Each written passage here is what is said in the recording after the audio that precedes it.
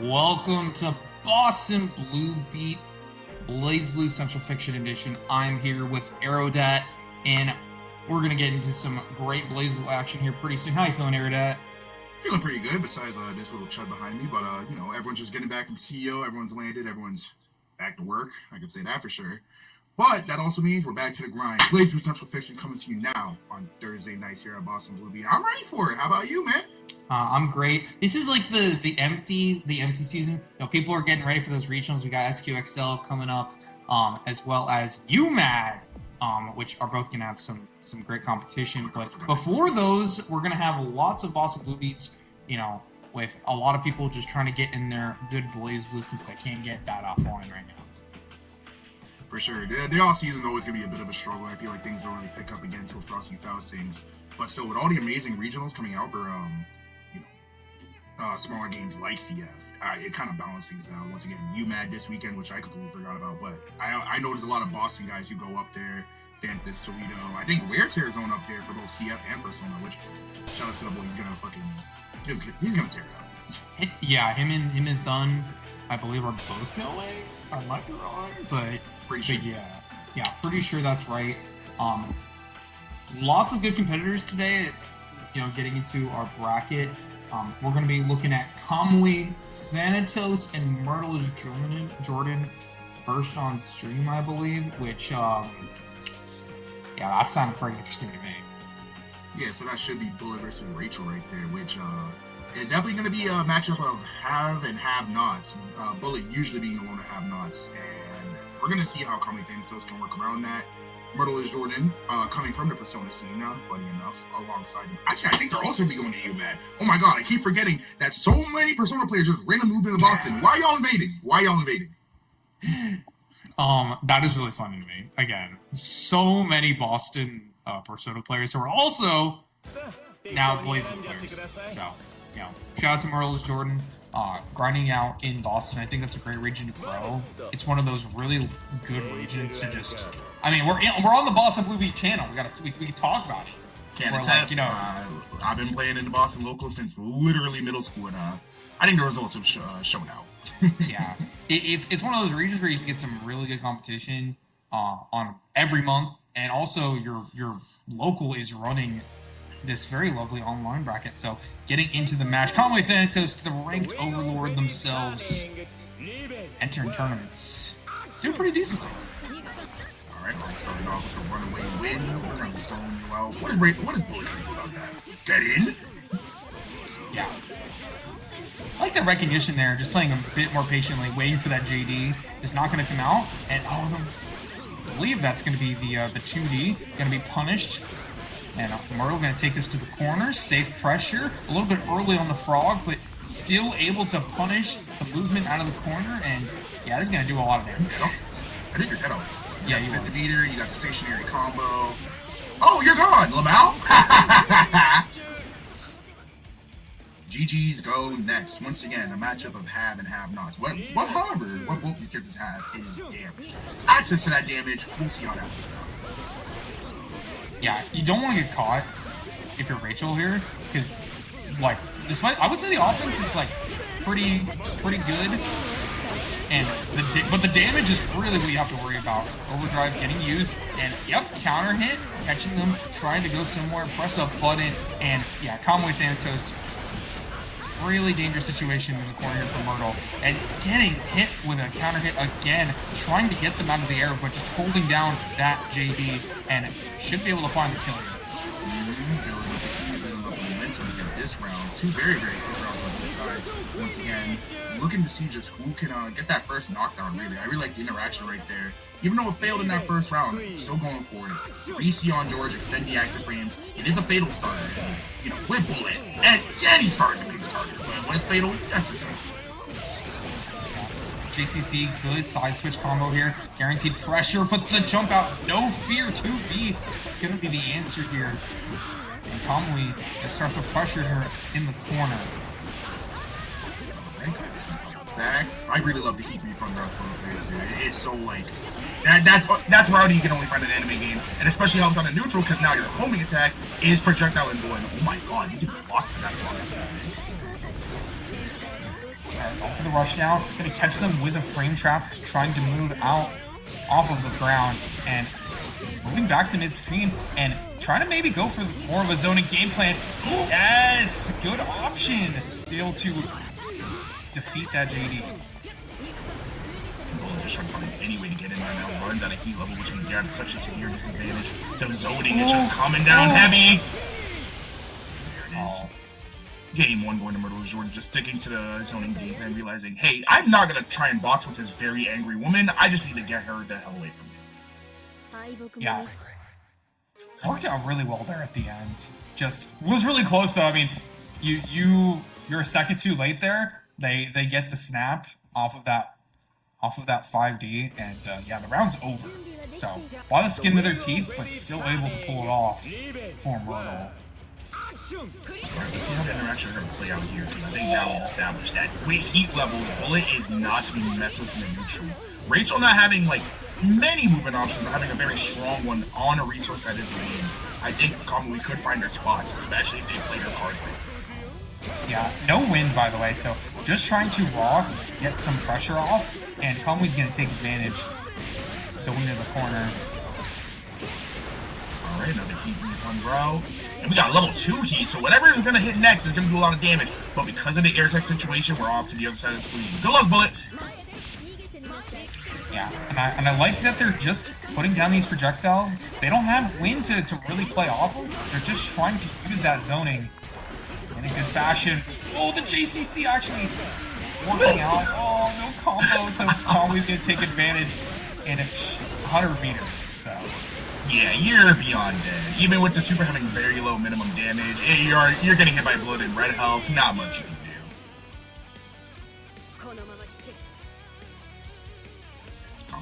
do. Strong though. Are you a bullet up player? Yes, but I will say I think she loses to Ragna in a way that's like maybe my wires are crossed, because I was doing casuals with Cray at CEO and I'm like, damn, how do I hit this woman when she just 2Bs underneath everything? But then you start whip punishing stuff because she can't move and she kind of does have to run at you or play with, you know, admittedly linear footsteps, you know? Yeah. Buttons are good, but it's very hard for her. Like, she has to be in the right positions to really use them. And here, it's a really good position for Kamui Thanatos. Burst into the corner. Myrtle might have to use the burst of her own if they want to get out of the situation. Good tech! Wow, what an amazing tech. But yeah, it's just as we were saying, just so many good situations for Bullet to come out on top of. I don't know. With the amount of damage she can pump out, even on a random scrabble, I struggle to call this character bad. Not bottom 3 like how people usually... There's no goddamn way! Oh! Yeah, no reaction on that purple throw, and is going to close it out to even a sub. It's Boston Blue Bee. You don't become the Blue Bee. I know you're in Boston, but don't do that. Oh, all right. Game 3, though. There's redemption for both players on both sides. Let's see how we go about it. The wheel of ready starting. Leaving. 1. Action. Yeah, Ron starting with that 5D. Ooh, trying to get out of there. And you're seeing Kamui chase down pretty effectively. Gets the JD and has heat online already, so he's going to be able to try to get that refund, but can be bursted out of the corner. And I agree with this decision, because you just don't want to be in that position. Well, forcing them back into the corner. Awkward situation. No wind available now for Myrtle. Ooh, good coverage with the 6B. Probably was, preempting an anti-air, but still managed to clip the 3C landing. So, sending him back to full screen. Coming Thanatos. No fear, just gonna continue to keep on trucking. Health is a resource in this matchup. Yeah, how many risks can you take, really, with that health bar? And oh, no combo. Right decision, just not able to fully capitalize, but the JD is going to chase down. More to... Oh, no! Oh, no. Side swap route 2. So with the corner, that should be able to poison the world. Unless we drop up, forward into JD. All right, we are RPSing with the best one right now. Yeah, good recognition, though, that... Because usually, like, it's really hard to like counter poker in that situation, but able to get that 5B finish. Okay, going to this corner, we're trying to force Bullet to block in this situation. I mean, this might be perfect here for Myrtle. Yeah, now on that, Kamui then just decided low on burst. That DP though hits, giving another lifeline to them. Oh no! Not a lot of damage, but enough to get the party started. Let's see where we go. Good no tech on Myrtle's part, recognizing that they were ending combos early to get the 60 versus 2 DOT.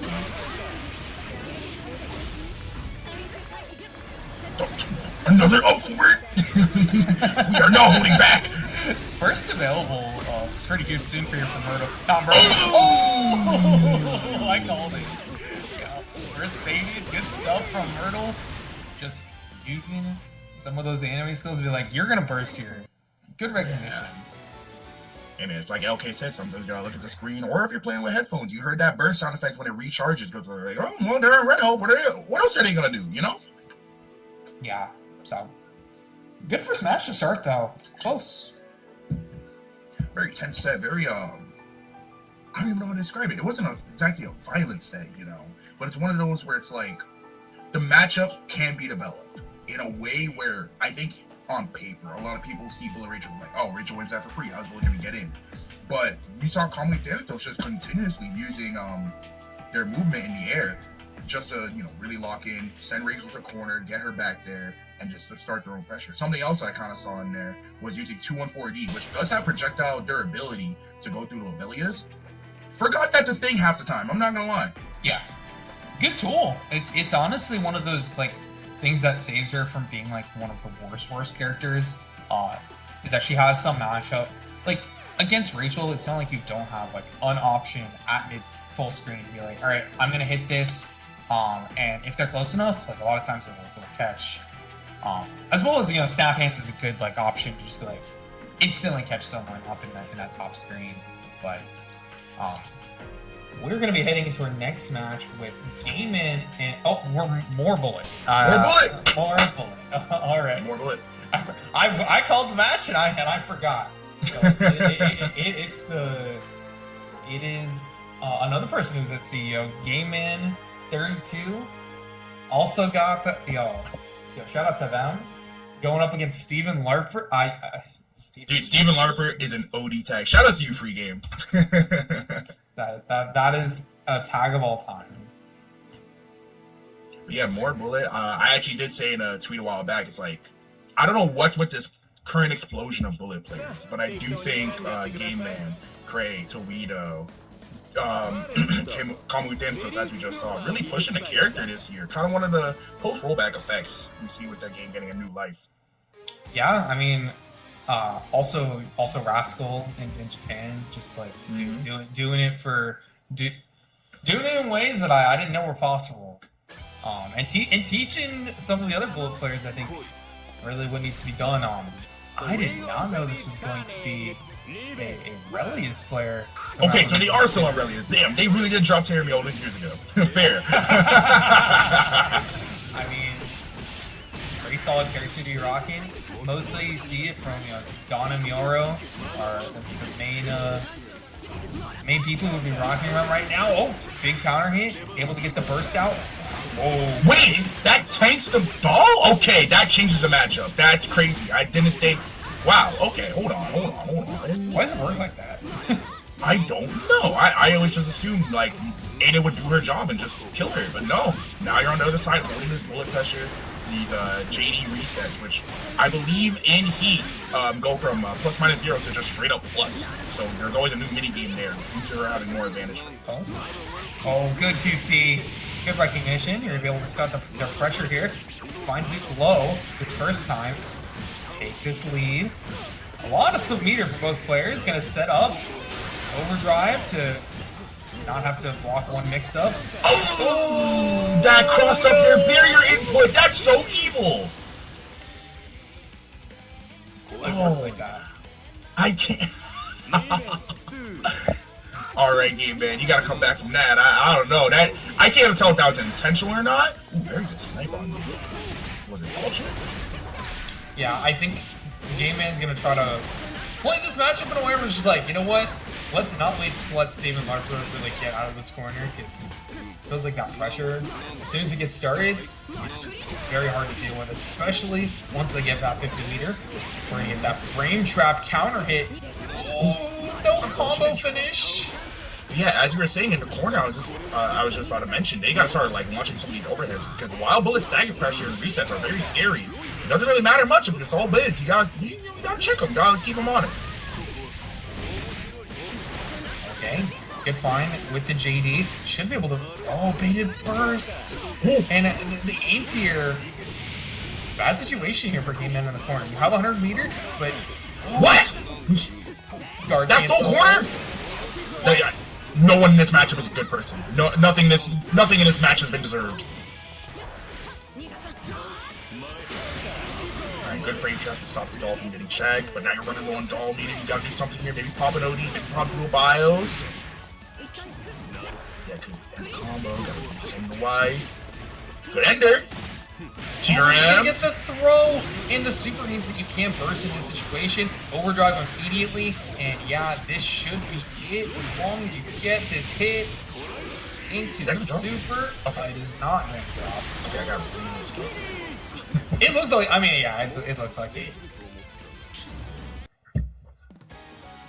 Ooh, okay, talk about a scary ass game one.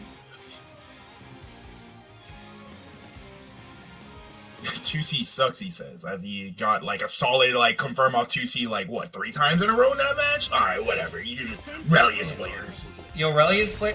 Yo, my favorite Relius player. He puts on the Strive T-shirt and he hits 2C. Okay, I don't want to hear about 2C being bad. Beautiful dude says that, yo, hits the button and adrenaline happens. Oh, good block the overhead. Okay, counter hit. Oh, look at how much damage you're taking off. Getting counter hit by a fireball. Your name, JD, so pressure again. And I really like the 2A staggers. Just making sure there's leaving little gaps in there. Oh, finding it low this time, but combo was just a little bit too difficult to be pickup. Nice. Bullet JC's so broken, man. he looked at him for like a solid 3 seconds before picking that back up. What the hell? That looked like my JC for a second, where he was giving the OTG knockdown. Oh, overdrive? Nice.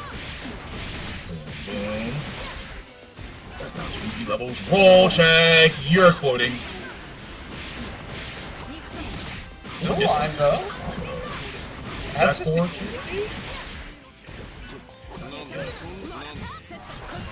Good blocking overhead. Ooh. Oh, great heavens. We're dying here? If they had me... Well, you might do that actually. Yup. Wow! Died with first! They didn't believe! Pre-game didn't believe it would kill! Oh my god! To be fair, neither did I. I also would have died with first. But I'm the commentator, so I'm gonna gas up y'all's mistakes. Like, let's not talk about me. No, I mean, yesterday I was doing Grand Blue and I did that up. It's like, oh, there's no way. And then they hit BC 2 times in their combo and killed them. Oh, good air to air. Just trying to control the air a lot more in this situation. Are we gonna call out the resets here? No, we're gonna get this opening yet again. Steven Larper, much better start here. Overdrive activated. Just try to get a little bit more space, but are they gonna give it to them? No, overdrive. Wipe down! Wipe down! Wow, you can hear that shot there? You did not know. Very good mix-up option right there. Even if it goes blocked, that's something you need to prevent. I think it's the heat. Oh, you might be right. Yeah. I forget that, like, it gives you some pretty good movement options by the end, and then she's, like, zooming at you.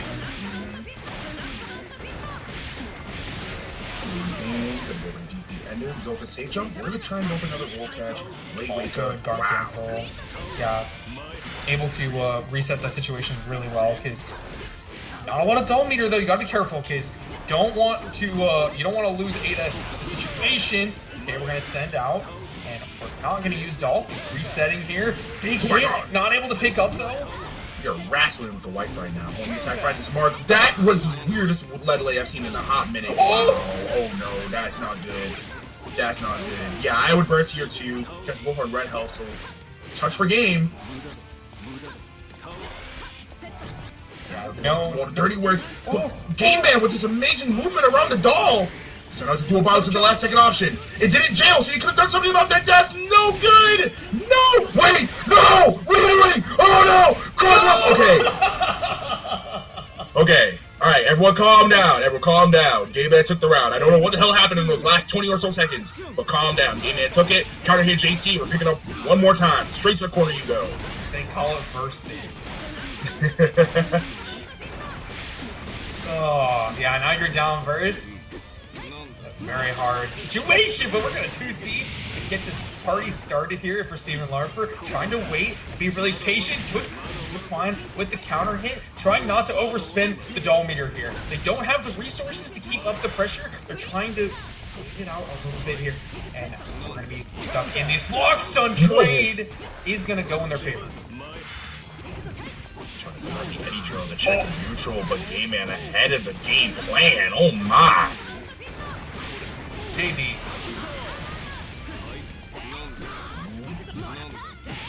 There you go, get clocked on the head, forcing free game to use that burst, and now you gotta eat this entire thing. You are gone, my friend. Oh! What? Okay. Alright, here we go. Alright. Woo! Okay. Relatable though. You pop the OD, you're like, it's time to finish. Wait, what was my combo? yeah, very relatable moment. Oh my god. Ooh. Very messy set right there. I'm not gonna call it sloppy because both players were playing to their best, but very messy and scrambly, I must say. Yeah. And now Game Man off to fight Fuzzama. Will a bullet player take the name of a Hazama player? I mean, I feel like we get one a bracket, so. It's Boston Movie Classic. But with that, I believe next set, we're going on to winners round 2. Play Guy versus Stardust, who took it over Hound, which, if I remember correctly, Hound is on Hakumen. Though I swear I remember them having a Valk. I don't know. Yo, Walkbackwardo taking over Hazama. That's a bit of an upset. Ooh, Ragna bros, we up right now? Yeah, this character maybe can do it, guys. This character might be able to do it. 2 Ragna players. DarkOne taking it over Heartwalk. Wait, okay, hold on. That is a little bit too much. Guys, let's calm it down. My downplay agenda is no longer going to work if y'all. I mean, DarkOne also plays Susan, right? Oh, true. They probably played Susan. Thank you. Yes. Yes. They had to use a broken Susan, 6B, CHARA, Rocket can't even need that. That's all I'm saying. That's what happens when I see my winning in ways that people actually talk about how my is good in. Like, I'm like, come on, guys, we're supposed to be downplaying. We can't be winning. All right. Let's not win a little bit too much. Yeah, it's one at a time, fellas. That's why they gotta send all the my players versus like Ragna or like up against Hakumen. I just like. Maybe mine can't do it.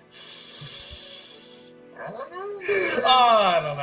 I'm not a my up player or a down player, honestly. I just think it's funny to talk about this stuff. True. I agree in the way that there's that like 2-week period like a month ago when everyone was just launching their matchup tier list, and I'm like, for both comedic purposes and like mysterious purposes, I can't let people actually know how I feel about Ragna. I just need to let everyone know I hate this character. But I love playing. But I also hate this character. I made one for the my Discord only, and I only said the words like, "This is, I'm just curious what your opinions are. This is mine, but you don't have to agree with it. You put it in that right perspective." I didn't put mine on Twitter because I was like, I'm not trying to attract like don't Discourse post, dude. It got bad. It got real bad. Everyone's posting a matchup here. I'm like, oh my god. I haven't looked at the Did you? Xcal posted their avatar tier list, and I'm kind of afraid to look at the comments. Well, okay. In that case, that's a new game, right? So it's a 50-50 of like people are like, oh yeah, that's agreeable. You know, you just won CEO. We're like, dude, you're stupid. Yeah.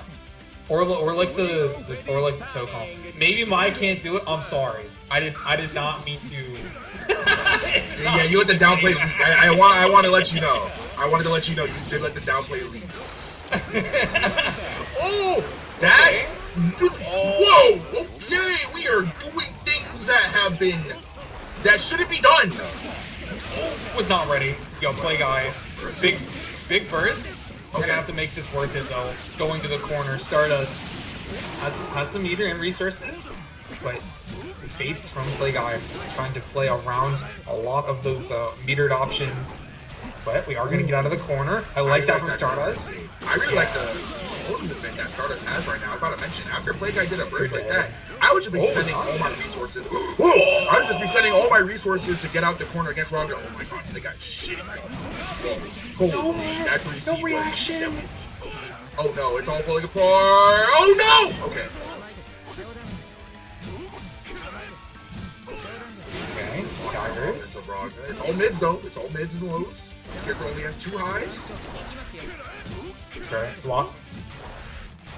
This character only has 2 highs? This character only has 2 highs. What are y'all getting hit by? Tell me. That's gonna be it. Play guy taking that round 1 after a long little bit. I think it was just like there came a certain point where Stardust was like, I don't know how I'm gonna close the round here. Like locked in play guy is very hard to get in on. For sure. Wow, what a weird route for play guy using every standing on one foot. Expected burst. That wasn't Oki. That was Noki. He just did nothing, and it worked. That crouch! Wow! Okay. Yeah. We were talking about it a little bit earlier, but the teleport movement between these 2 rounds has been fantastic. And that's what I like to see coming out from Stardust, right? BKRC starting to pressure back if you're play guy. Oh, that nice catch though. Stardust. No! Oh no, I just put the bench in. That was a really good catch with the 6-8. So much to confirm out that. But they autopiloted and play guy can kill up this. Yeah, OD. What the? No, you could.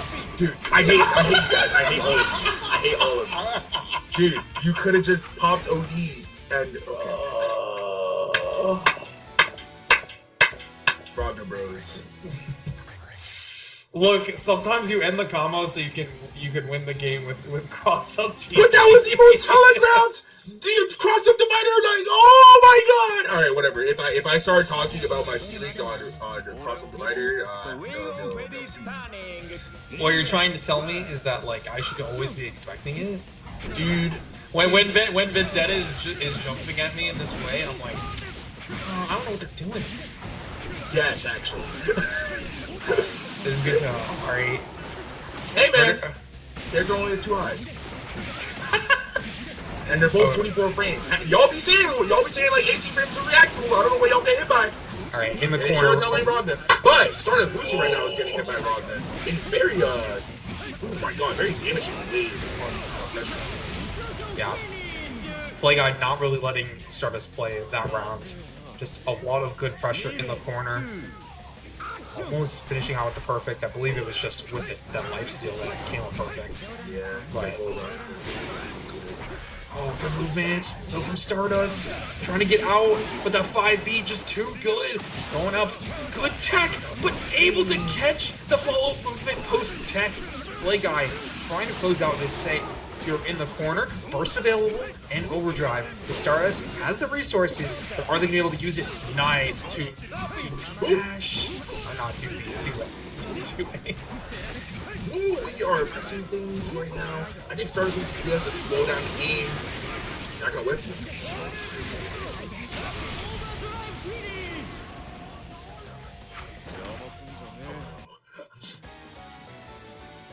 But well played to the play guy. Very much had a bit of a chaotic couple of seconds in game 1. But, you know, remember that they're play guy, remember that they're Ragna, can just always stick by. What I will say is a very, very, like, damn near, like, above average part of Ragna is his neutral. In the way that he can, in both the way he can launch himself at you and just stick there and still find a conversion. Play guy obviously going for the former against Hibiki. Still found everything that they needed to do. Still found the pressure they needed to do. And I think I was about to say it. StardustLucy kind of just had to slow the game down. Really realize that like they're getting stuck in the chaos alongside play guy. Hibiki having the tools of 2B and all the air movement can really get to that. But I think they just kind of got lost in the sauce of it, you know? Yeah, and when it comes to a lot of these, like, we call them, like, the Shoto-like characters, and Ragna's the one where, like, you hit that button, and, like, a lot of times it's going to be better than a lot of those other characters with similar tools. 5B, you know, being the big one that stands out. Okay, Ryukasim opting for the Hakumen, going up against Spray. I feel like it's been a sec since I've seen these two fight. Oh yeah, these two getting violent assets. This is gonna be some like garage tier blazblue, you know? Yeah, we'll see what comes out on. Oh no, I guess we won't. Thank you, Shinizak. Only blazblue. Oh, I mean, hey, with Tokon, it might as well be the same thing. Goodbye, Ryukasu. Okay, he's fine. This is a nice thing in comparison to Tokon. If the game crashes in Tokon, it's oh my god, you gotta go to start up, you gotta go through Sony, you gotta go do a menu. Rough times. I love Tokon. It's definitely one of like my favorite. I think it's become my favorite modern game recently, but it's got some stuff going on. It's So rough. It's rough. Is this matchup though? Oh, a little rough if you're Azrael. Just, you know, characters that can always poke you out on your very stunted movement are always going to be Azrael. But if there's anyone who knows how to work around that, it's Sprite. yeah, Sprite's good at reading a lot of this in a lot of this offense. You're seeing it right there, baited for a defensive parry option, but is able to find a. Actually, I don't even know how that started. Honestly, Sprite just doing really well right off the bat. OD in the corner, gonna immediately Yukikaze. Okay. Oh, the damage! Oh my god! And the classic Ryukasim reset attempt on that R2, Ryukasim resets. That did 4.1k. God, the things I have to say, the things I want to say about this character around here, but alas, I'm a professional commentator, so I won't. Oh no! That was a very bad drop. And you got 2D scramble, and now you're gonna die, but you forced the burst out. So now you're going into this next round on 0-6 at first. But Sprite could always bring it back. Yeah, I don't know if I agree with the verse, but oh, you're so good. Cold out. Neutral. That's the thing. Is like Sprite, you know, playing the gorilla character, but always one of those best in class like neutral players, just being able to see the best ways of actually getting in on their opponent, but. Ryukasim opting to use the burst, getting that round on deck. Yeah, so now both players are about to on first, and as you said, like, Sprite, is that a dead-ass roll catch? Or did Ryukasim this time now? That's something I'll have to lab later. What are we doing? Good catch, okay. Good tech on the throw. Oh, dude, the classic Ryukasim. Oh, wow. The things Hakumen is able to do, man. Whoa! Okay. Great movement from Sprite right there. Even if whipped in the catching the air attempt. Which the combo, so not Toki's gonna be a little bit awkward. Still gonna be able to get the throw. Burst online. No overdrive for Ryukasim. Not gonna be able to finish off there. 100 meter for Sprite. 3C. Oh, not gonna take any risks.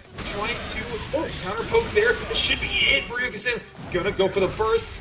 Okay, +1 and the 2A to be able to call out the teleport. Good stuff to Ryukasim. Able to close out a close game. Yeah, that's actually a beautiful 2A on Ryukasim's part, leveraging the fact that, you know, I'm Hakumen, I have counters, so even on your plus frames, it's not like you can go for buttons and try to frame shot me to seal off this round. So Sprite had to like do something crazy like a cross through, and Ryukasim realizing that, going like, I'm just gonna mash. What are you gonna do about it? Wow, 5C round start. Once again, garage tier blazing. We want violence and we want it now. Got settled up in that situation too. Good chase down. And Ryukasim trying to get an early advantage here. Not able to get the EA connection, so you're not able to. That's a lot of damage missed, and now you've taken damage in return as well. So, Sim trying to find their way in here. And the thing is, like, in this matchup, well, never mind. You know what am I saying? They're just gonna get in by walking in and then hitting JD. I mean, hey, as you mentioned, you're just kind of walking in. That's where. Oh my God! Anyways, that's something I really like about Sprite's Azrael. The fact that they walk, they don't just try to super jump at you. They don't try to like dash multiple times. They walk, find their space once you're in the mid range with them, and they just kind of wrap. No reaction on the overhead. We're just launching attacks at the other person and hoping they get hit, and I love it.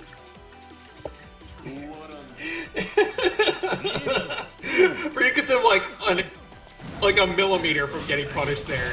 Yeah, right. able to find the win anyway. Okay, 5D. Oh, good mix.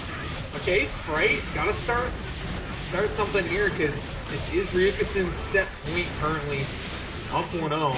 Okay, 5D again, not blocking overhead. Ryuka guessing a little bit wrong. We'll see what this wake up option is gonna be. I'm just gonna be 5D.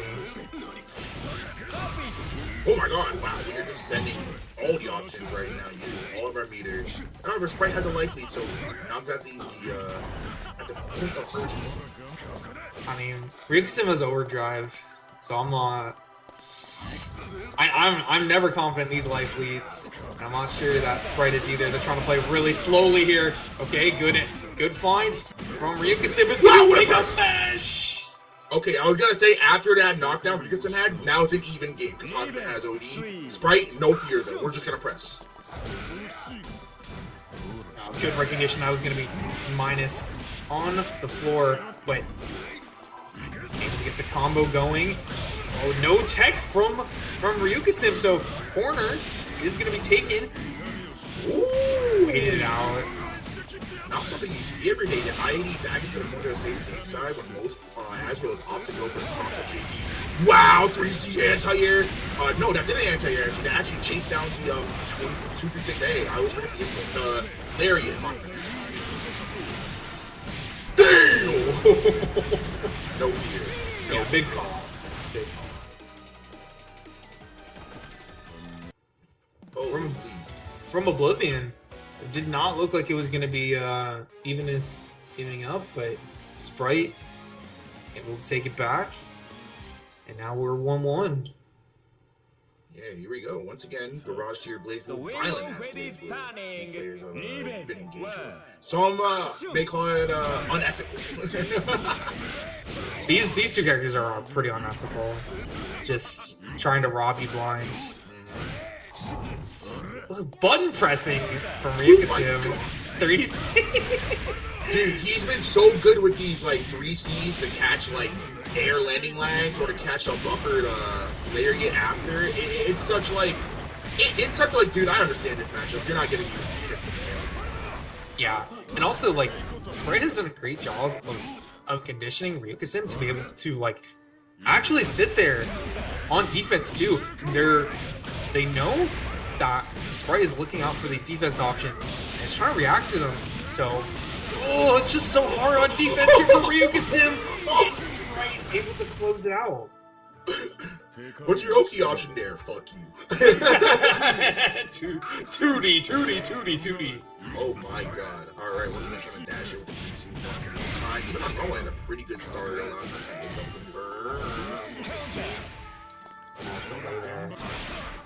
Oh, first DP of the set. I can't believe that's our first DP of the set, considering how wild this has been. Oh, no reaction on the overhead. Ryuka has been able to get that quite a few times. So it's very fast, very damaging overhead. Gotta watch the Nagatama while it's good whip punish with the J2E. Cross up one more time. We are cashing in on that low weak point to get to the corner. Tried to catch them. Good, the backdash into the 3C, but with the combos incorrect in this situation, Sprite not able to finish it out. Ryuka a chance, but trying to catch them, hitting the wrong buttons. Ryuka forced to burst the situation, no overdrive. Look at him, he's just walking. Oh my god. Good old TK growling. Nothing to say. Yeah, I got him with the Ziggy. So 2-1 for Sprite. I'm not sure if that was a top 8 qualifier. Sprite may have one more round, but still, someone you could definitely expect in that top 8. Yeah, that was a qualifier to fight play guy. For top 8. BB brackets get rough. Yeah, I'd be like that. And I definitely think Ryukisim's like seating wise is in one of those awkward spots where it's hard to like, we know you're good, but it's hard to rate you higher just because, you know, not playing as much in some of these tournaments. But I'm sure they'll make that losers run. I say that as I need to go look and see what their losers run would be. Sure enough, let's take a look at what's happening in losers.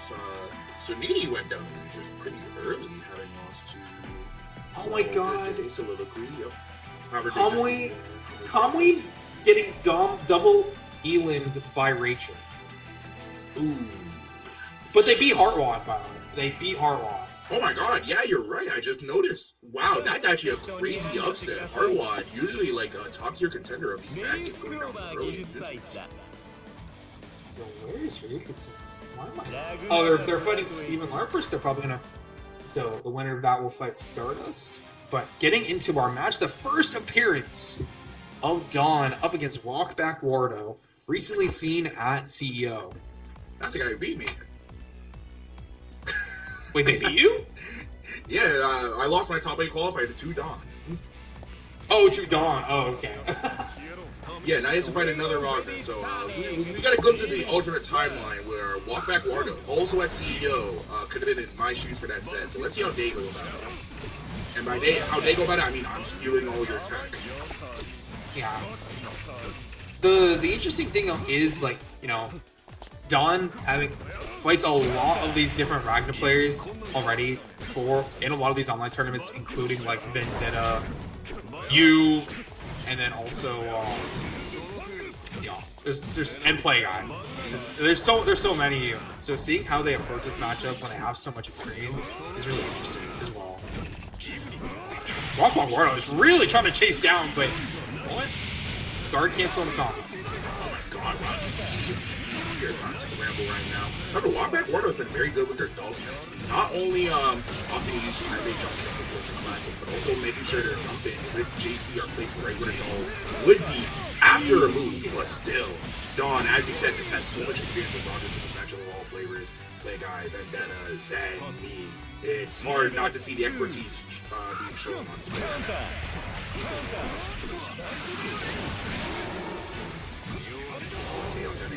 We could have gotten way more. Nice sec. Just gonna jump immediately after. Walk back, opting to stay a little bit patient. Again, you can see the chase down trying to happen right here. Up until that doll is summoned, and that neutral. Oh, I love the jump back, JA. You were talking about the doll snipes. They're just so important. If not, at least we're bringing out a doll game. But as opposed to the Pearl matchup, whenever you do snap the doll, Relius does have to resummon it, so it will just impact the neutral in many more ways. 100 meter? No kill. We don't cancel the Nightmare Edge? I mean, excuse me, just Divide by Darkness. I just saw Nightmare Edge and I saw Nightmare Edge rock and I'm like, why is that move still on my screen? Whoa! Okay, I'm still there for round start. I didn't. That should not work. I mean, that really is one of those things that should not work, but Bloodside does have a little bit of an in-goal frame 7 through 13, all body, 100 down. I think Doll as well, so valid. Look at the health lead too. I mean, this is looking super good for Walkbackwardo. You burst to get rid of Doll, and you're waiting for guard cancel, plus frames here in the corner. You're able to jump over. Good block on the overhead though. The reactions coming out from Dawn. And you can see it, they were waiting for the overhead there, delayed. And that is going to be the first game for Walkbackwardo. As long as they don't drop this combo, it's stuff with them. Wow, I mean, really, really good stuff to them. I can't stress enough. That was a really beautiful pressure placement right there on Dawn. Having noticed that OD is now off the table, so their only real defensive actions can be, danger defense with 50 meter. And lead lay, of course, only in gaps. So they just sent it on the 6D, knowing you can't OD through this anymore, and I know you like to up back, so I'm just gonna do something that changes to the ground and gives me mix options and gives me a pressure reset. Beautiful awareness on that board. Oh, that counter That's hit. not supposed to quick trap. Don't have my mash in there.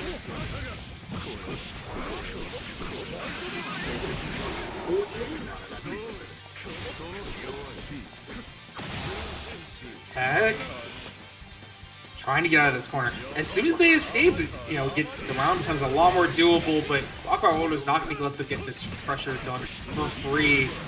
Just always fighting back, waiting for that burst. Overdrive in the situation. Good catch, JC.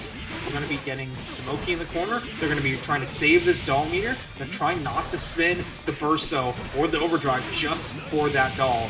Yeah, that was really good around it. TK in longer on 3 times in a row to make sure doll can come back in time. And now, because you had all that doll meter, you have some more to set this up. What a horrible situation to Walkbackwardo. What a wonderful. Yeah, very smart. OD usage there guarantees that you can win the round, so it is fully like it makes so much sense. But look at this chase down. We're back into the corner. We're back into the bad situation, and we've been seeing 3 touches coming out from Walkbackwardo. Don's gotta be careful. Forcing the burst out of Walkbackwardo. I really like this burst right here. Go, you know, it comes with risk. You burst him into the corner, they could just really sideswap. Yeah, now you don't have burst for the situation. Using 50 meter, no doll. Ooh, and the back there's, oh no, that was 3C! No, I feel your pain! No! Can't use the, oh, alright, doll's back. Able to get the Oki for this combo. The situation, 100 meter, active flow, overdrive, all available. Any hit here, so dangerous! Oh, he did a thing! He did a thing! That's like, that's not forbidden tech, it's just very risky, and I love it. I love that you did that. Yes, RC off this, thank you, kill. Walkbackwardo still in it to win it. Yeah, 1 round away. Set point. No burst online for Dawn as well. You gotta be really careful on defense, I think, here for Dawn. So that's really where the problems have lied. That in neutral, trying to spend to maybe get a little bit more space here.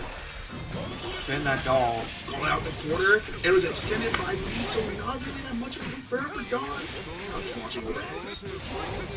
Spike. Walk down. Ooh. Yeah, too far for a punish. Good use of armor on the doll, making sure that even if Walkbackwardo comes down with a blade, I can check the ball. I'm gonna get his combo off. Good check for Dawn, that's important.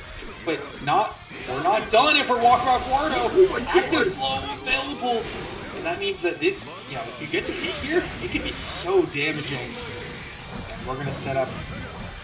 Oh, Okay, I like that. I like that. Now just snipe. Taking the chance to snipe data. Now Dawn's gonna try and meet you mid with an air throw, but Dawn once again avoids it.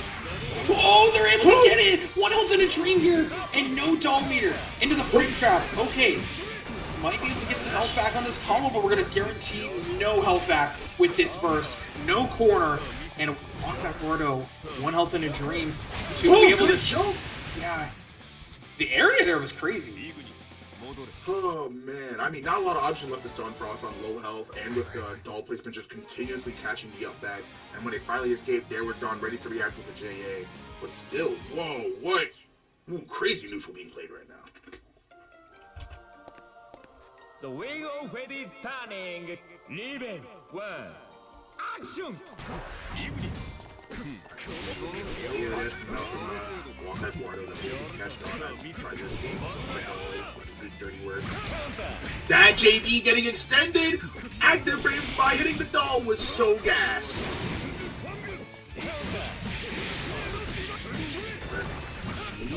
Capture damage a bit. That's not the route you do! You can't TP there! No! Well, Dawn trying to take advantage, aren't able to get the full combo. Not too many wasted resources though, so you're not in too bad of a position. You're able to get this combo. Burst, in this situation where Ada is not very healthy, so Had to wait for it. Grab gonna miss. Not a lot of meter yet again, but we're still gonna catch into the super. We're gonna unsummon, and we're gonna be able to get this combo without Ada's help. That is gonna put Dawn in a good position. Matching Walkbackwardo trying to stage the legal. Probably wanted to get input or an up back. Either way, you're still vulnerable during those inputs, so gonna get hit. Game, set. Oh, not yet, not yet. I actually got a little bit too excited. Game point for Dawn. Whoa! Frame trap. Frame trap by Air Gauntlet. We are doing things that have never been done in Ragna fandom before. That's probably why they're working. Dawn not expecting that kind of trap in the air. Just trying to make sure that they get punished for trying to take their turn back. And in some situations, but the DP not going to work out. I like how patiently Dawn is playing in this situation. These mix-ups are hard to deal with, though. Walkbackwardo gets the throw.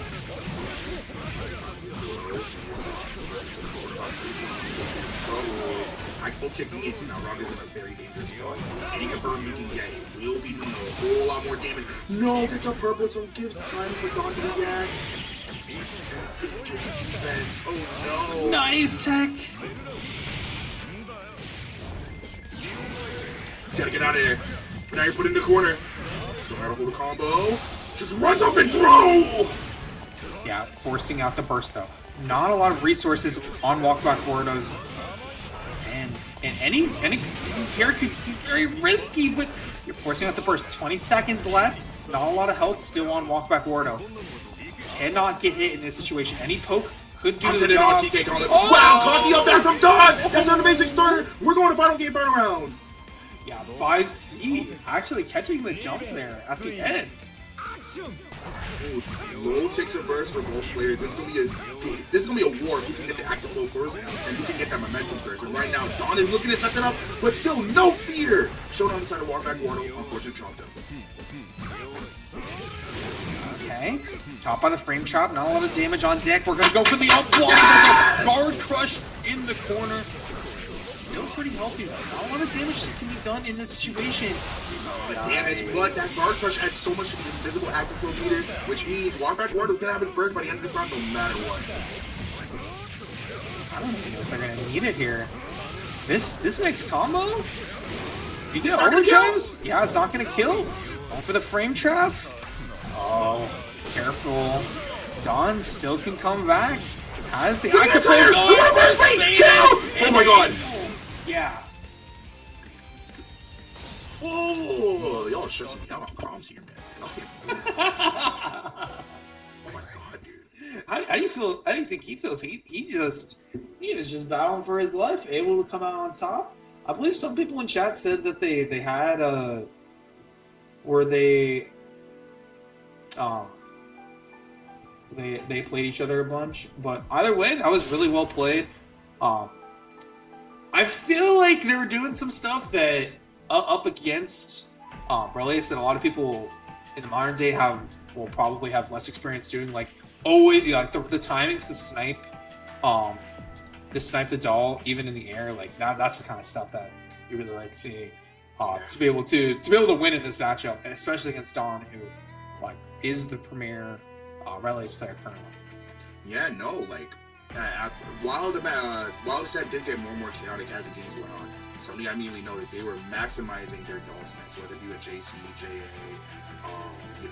Additionally, they also really understood Dawn interactions, like that blood sight out of dual bios, instantly recognized Dawn didn't jail into it, I can do something new. And while a lot of people will either just hold it, or in some cases be on some crazy-ish with the TP clashes, I'm too pussy for all that. I trust the blood sight. Has to fight Okamias for top 8, by the way. Fly high, brother. We believe.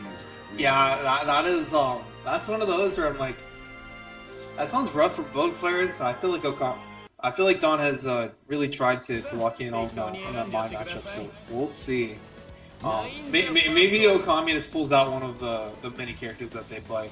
Speaking of someone who does that, Flood still rocking that 9 up against Fuzzama for that next top 8 qualifier. The last one to lock in for today. On the winner's side, Walkbackwardo and Sprite have locked in. Sprite over Play Guy.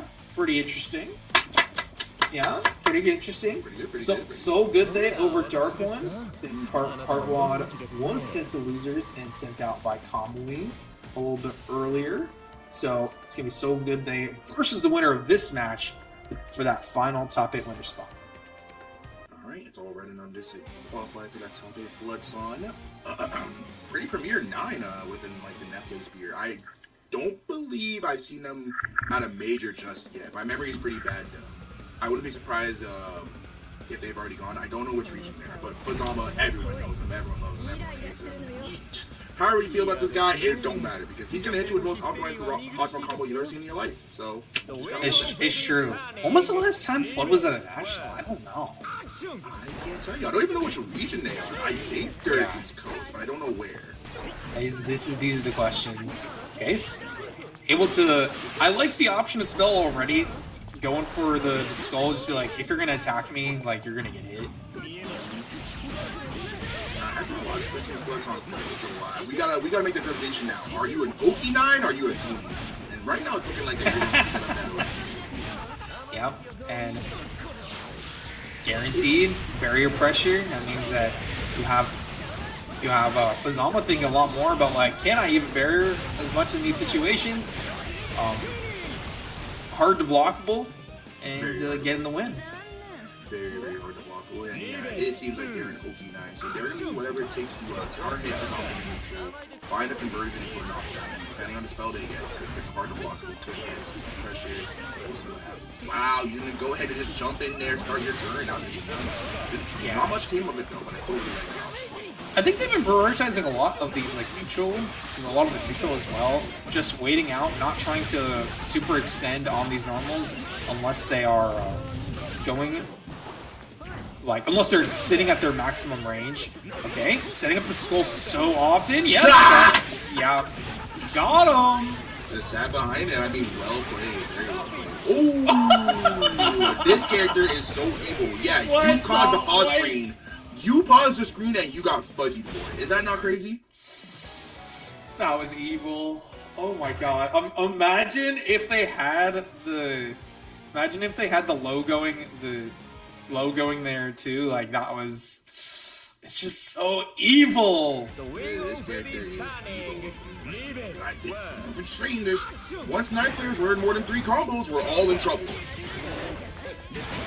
Ooh. Using some of these spells that aren't usually used. Okay, gonna set up for the low. Love the roll. Even if you get hit here, no additional pressure, really. So, good stuff too. Fuzzama, no burst of bait there. He is gonna be able to find some follow-up hits into the command grab. So, guaranteed corner pressure to be applied.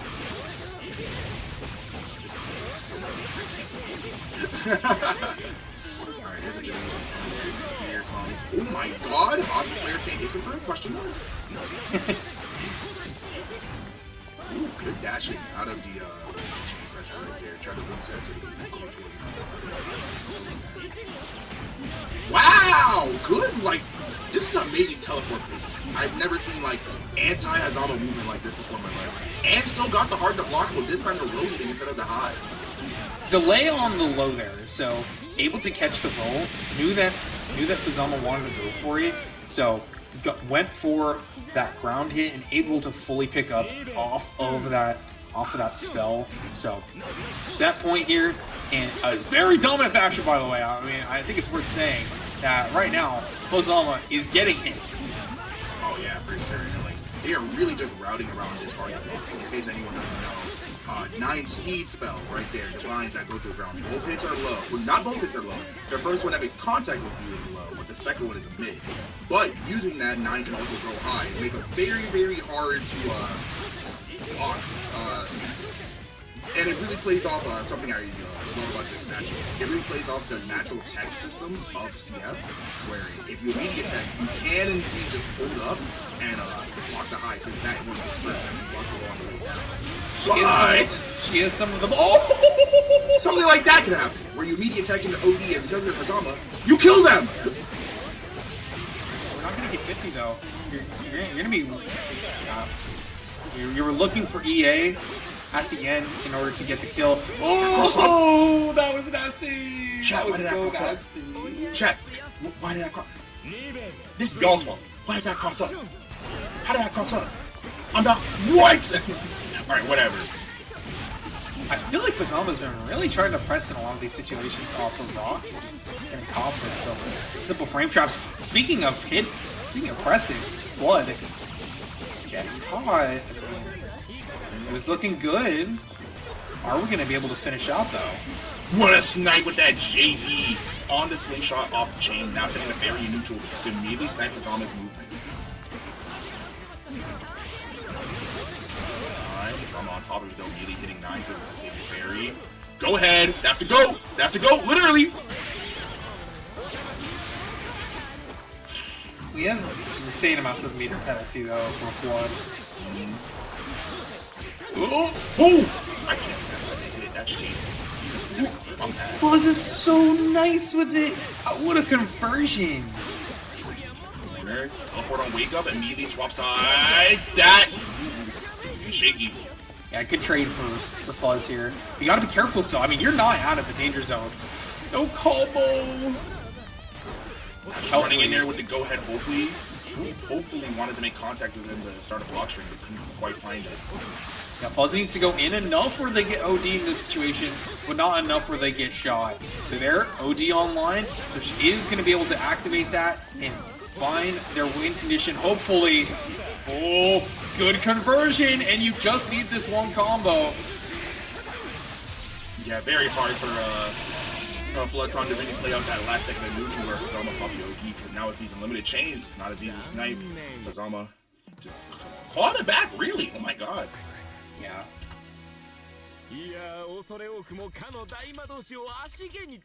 It's almost one of those characters you just raw hit that you raw hit that OD. Oh, 8 seconds of OD. Looks like I'm going to be God for 8 seconds. Yeah.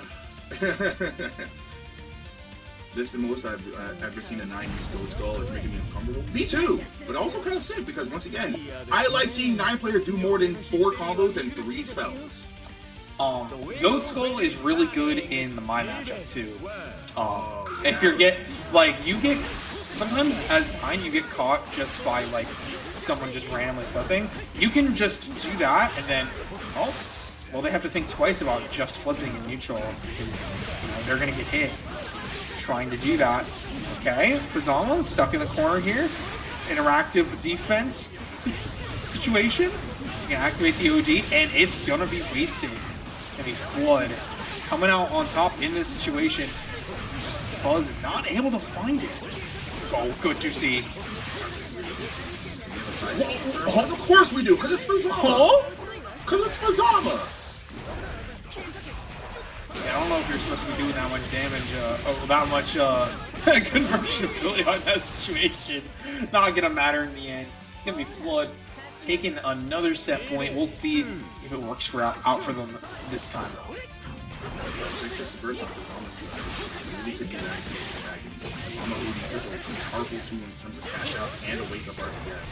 It's gonna help out a lot against 9, which we see once again. These spells, that Vine spell, is a core of FluddSan's game, even more than Rock.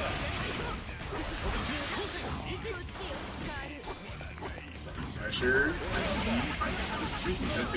Jump out. Oh no, did it run correctly! That could have been out. Oh, well, there it is. Yeah, it made it work anyway. Just good movement coming out from Flood. Just very reward. That 6A scared me. That 6A scared me. I won't lie, Chad. That 6A did scare me. Tried to bait out Retention there with the teleports. And that should be it. Oh, no, the JD Ice spell! Oh, you gotta be careful. This is still Fuzzama. This is still Fuzzama. And Active Flow.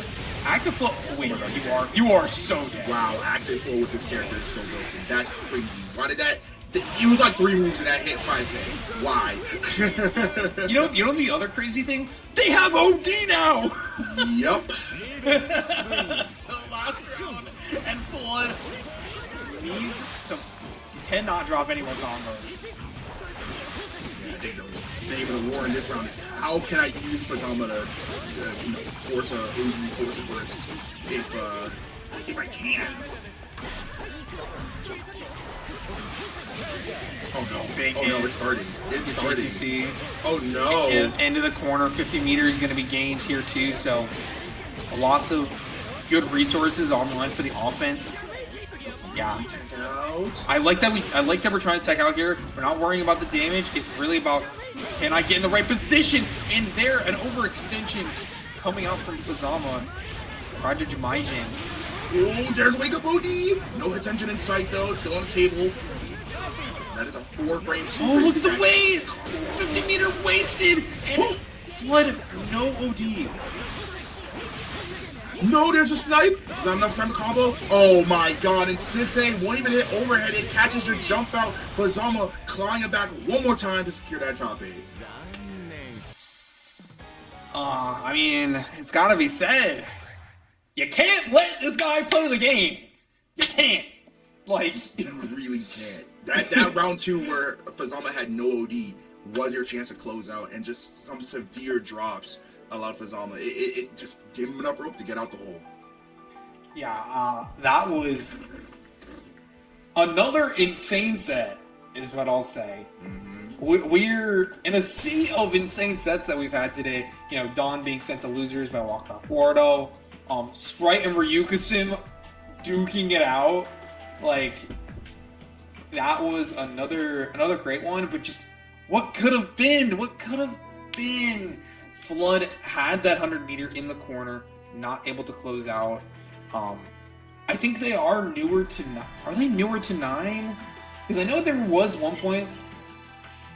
They were trying to play Carl, but before we get into top 8, we do have some people to thank.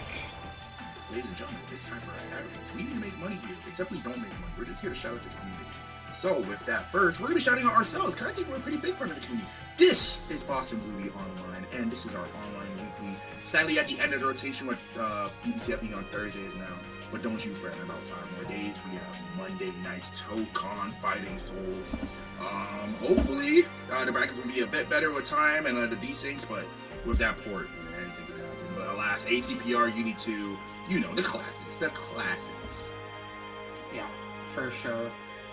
Also want to talk about the Boston Blue Beat monthly offline. I mean, you know what? I know it's my turn, but you go to these. Speak to the crowd. All right, if you're not satisfied with our weeklies and you want to see what exactly goes on in the Boston scene, we have our offline monthlies. You can find me there, you can find Thanatos there, you can find Toledo there, all the Boston classics, people who work behind the scenes, people who show up to the locals. You love to see it. And now we have Avatar on the lineup alongside ToeCon. Avatar put on an amazing show. ToeCon an even better one. But still, if you're looking for something, you know, you're used to, 4 p.m. BBCF right when we open up. I will be there trying to win it all. You know, I've won it 2 times now. I can say that. Not to gas myself up, but very big accomplishment on my part since I've been going to these locals since, once again, middle school. So yeah, if you want to check that out, support the scene a little, please. It'd be really nice. It would make me happy. Chad, you want to make me happy, right? Please feel free to check out our offline levels. Yeah, and getting in to XQXL, you're gonna see me here. XQXL, the Promise Day, registration is live. I believe there is a cap on our registration. October 3rd to 4th, the Durham Convention Center in North Carolina. All 3 mainline Guilty Gears, 4-star event on the Grand World Tour. VSAV Mackay World Cup taking place there. Marvel ToeCon, Avatar Legends, P4A, all new this year, and it's going to be exciting. There is also going to be a big pop bonus if BlazBlue reaches 30 entrants. I am not currently registered, but I know I'm going. I think they're currently at 19 entrants. Y'all, please, guys. It's going to be a great tournament. It's going to be a great time. People speak up this tournament. This is DGF's local tournament, local regional. You like DGF, right? If you're a BlazBlue player, you probably like DGF. Yo, go support DGF. Mm-hmm. And shout out to the art made by Beth and M on Twitter. That is a homie right there. Love their art style. Like, I don't know. It's clean. It's clean. It is so nice looking. All Alright, with that though, we have one last ad read for you. We're trying to share the love. The Raven Online will be taking up what used to be our slots on Mondays, just in case you need more some BBCF action. 8 p.m. EST, 7 p.m. Central. NA only. Shout out to Naruku, who I actually got to meet at CEO because they are Florida region. Yeah, I keep forgetting. Big online TO. Sadly had some problem with their tech and hardware going back a couple months, but we are back. They are back, and it's gonna be a hype show no matter the Raven Online. Please feel free to join, feel free to watch, and claim those Maturino codes for both us and them. Like I said, we're trying to share the love around here, y'all. Please claim the Maturino codes, join the challenge, hop on at twitch.tv/Tanaka. Yeah, please, it's free to claim those codes, so make sure to do so. And with that, we should be able to get into our first top 8 match with Walkbackwardo and Sprite. Oh boy, now this is going to be a match of survival for both Azrael and Ragna. I can speak to this matchup a lot, having, we were talking about the offline monthlies. Me and Ryder is a very common matchup there. And while he beats my ass, it's almost always like, okay, 2-0, you look at the rounds, every game with the last round, last hit, either way. The main game of this matchup is going to be how can Ragna control and kind of cage in Azrael, and what is Ragna going to do when Azrael starts to honestly Yeah, it is one of those cage the animal kind of matchups, but we will get into it here pretty soon. Alright, I do want to see how Walkbackwardo goes about the matchup, though. They seem to be a lot more of an aggressive Ragna compared to myself. So we're going to see a lot more of the mid-range game and how they go about it, maybe with some more air movement, maybe some more JC. Azrael does have a God tier 5A, attack level 2, God tier hitbox, really good at anti-air, and even JC sometimes. So we'll see. Actually, I'm going to slow it down. Never mind, there's an instant IAD right there. I said instant IAD. Oh, what a TRM! Just walk in that dude's face! Me on the table, that's how you play Azrael.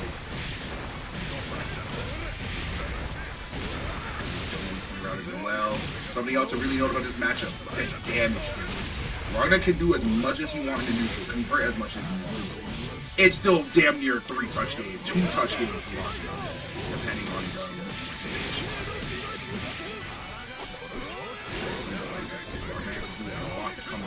A lot of risky stuff that Azrael kind of wants Ragna to do that he can easily capitalize on. Right now, Walkbackwardo opting to... What? I imagine that was a misinput in neutral. Maybe wanted Carnage to check the Gustav. I do not know. That was Beast! That was Beast. Did we just low crush a 2A neutral using 6C? That was Beast mode. Beast mode. Setting out Ragna. So y'all remember when I said, what does Ragna do when Azrael's supposed to monkey? Yeah, well, it is going to force a burst out of Ragna. There's something else I forgot to mention. The burst game in this matchup is so skewed because of the damage deficit, wherein Ragna, I personally like to hold on to OD in the case of cash outs and damage and the occasional life steal conflict. But Azrael could just force you into such high damaging situations from mid-tier health, I think about mid-range health, that you just have to give up that resource if you want to keep playing the game. Barrier's good though, late, come on man. I think with Paparazzi should be a kill. No, wasn't close enough to the corner. There's the 6C plus F extension, that's very unfortunate. Ivy on Gustav. Is it a kill? CDP a very bad starter. We get it. 2K damn near flat. Yeah, evening us up. Close match to start us off. Okay, going for the cross up. We're going for the full mix-up package there from Sprite. Looking in the corner, waiting patiently for that DP, but not gonna work out. Sprite going for the burst again. Waiting for that defensive option on block. Walkbackwardo trying to really leverage single jump JP. That's what you need to do in this matchup, especially if you don't win the Pokemon like that. The 5 we see pulling his hurt box back half the time. Dash back on wake up. into a reset 5D. This is gonna be so much fun. No, not that. When I'm wrong, you're not dead. That's a little bit more. Only needs one. The burst. Probably meant to be overdrive in that situation. And the mash on... Yeah, mash on the overhead. In that gap. So Sprite putting one on the board. A close game one.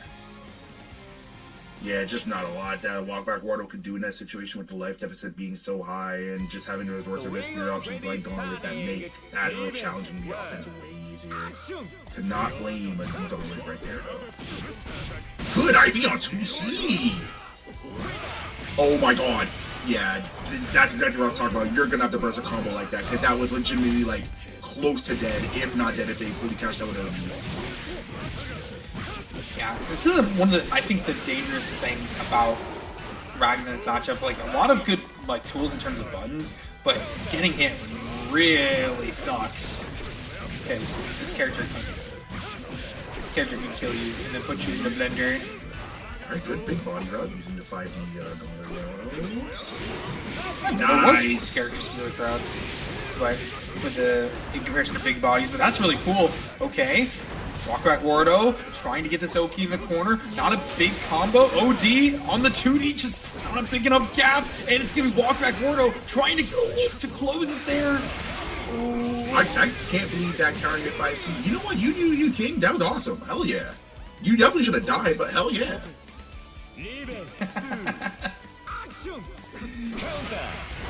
It's always interesting seeing like the character that you play and see what other people get away with. Yeah, because like now I'm thinking like, damn, why can't I get away with this whenever I go into this matchup? Because stuff like that will happen to me. And now it's happening to Walkbackwardo. Oh, unfortunate drop on the Valiant routes. Still 4.2 and the throw to end it. So Sprite collecting that set point very quickly in round 2. Ooh, counter hitting the 6C right there. Not a full conversion though. Thought they were still grounded. Applied. Oh my god, that's a crouching route. Yeah, did not want to eat the Oh no! That's the worst possible situation. OD available in the next situation. So even if you get the hit, even if you get out of this corner, burst can be available. Lots of good defensive options available for Sprite, and oh, that's gonna be like a cross up. Sprite, Cranberry, put themselves in a winner's side of those finals. Winner's finals guaranteed. Chad, this matchup hurts. This matchup really hurts. I try to tell y'all, this matchup hurts. I didn't get to hear the first part when you were talking during those first and second rounds of game 1. But I assume a lot of it had to do with, oh man, you get hit by this character sometimes. Yeah, like I said, that was mainly just nerding out about neutral interactions and how, despite Ragna having like a lot of good pokes and stuff, Azrael within the mid-range that he wants to play, his conversions just never match, so you kind of always have to be on top of it. Even like your pressure confirms, so you get a 2-way counter hit. That's great, buddy. Nice 2K there you got. Azrael's gonna do backdash into 5D that you weren't expecting. He's gonna RC. Congrats, you're on the other side of the screen, and you just ate 4K. Ragna doesn't really have the safety on offense to be able to, that still catches a character like Azrael in comparison to like, I'm thinking about mine, and I'm like, yeah, sometimes I'm just gonna be in neutral hitting 5AC, and it's just gonna be super safe, and like, you know what, sometimes he jumps over me, but like, on the ground, you could still, like, be that master of that. But we're going to get into our next winner's side match. Going to be So Good They versus Fuzzama. This one is, it should be rough on paper. You know, you think about how Hazama wants to move around. Doesn't have a traditional dash, has a slither, can slingshot himself with chains. So Murakumo should be able to just, you know, free eats, right? But the Fuzzama clutch factor, as we saw earlier in the FluddSan set, is always a problem. Yeah, I've seen Soliloquy go back and forth with a lot of these Hazama players.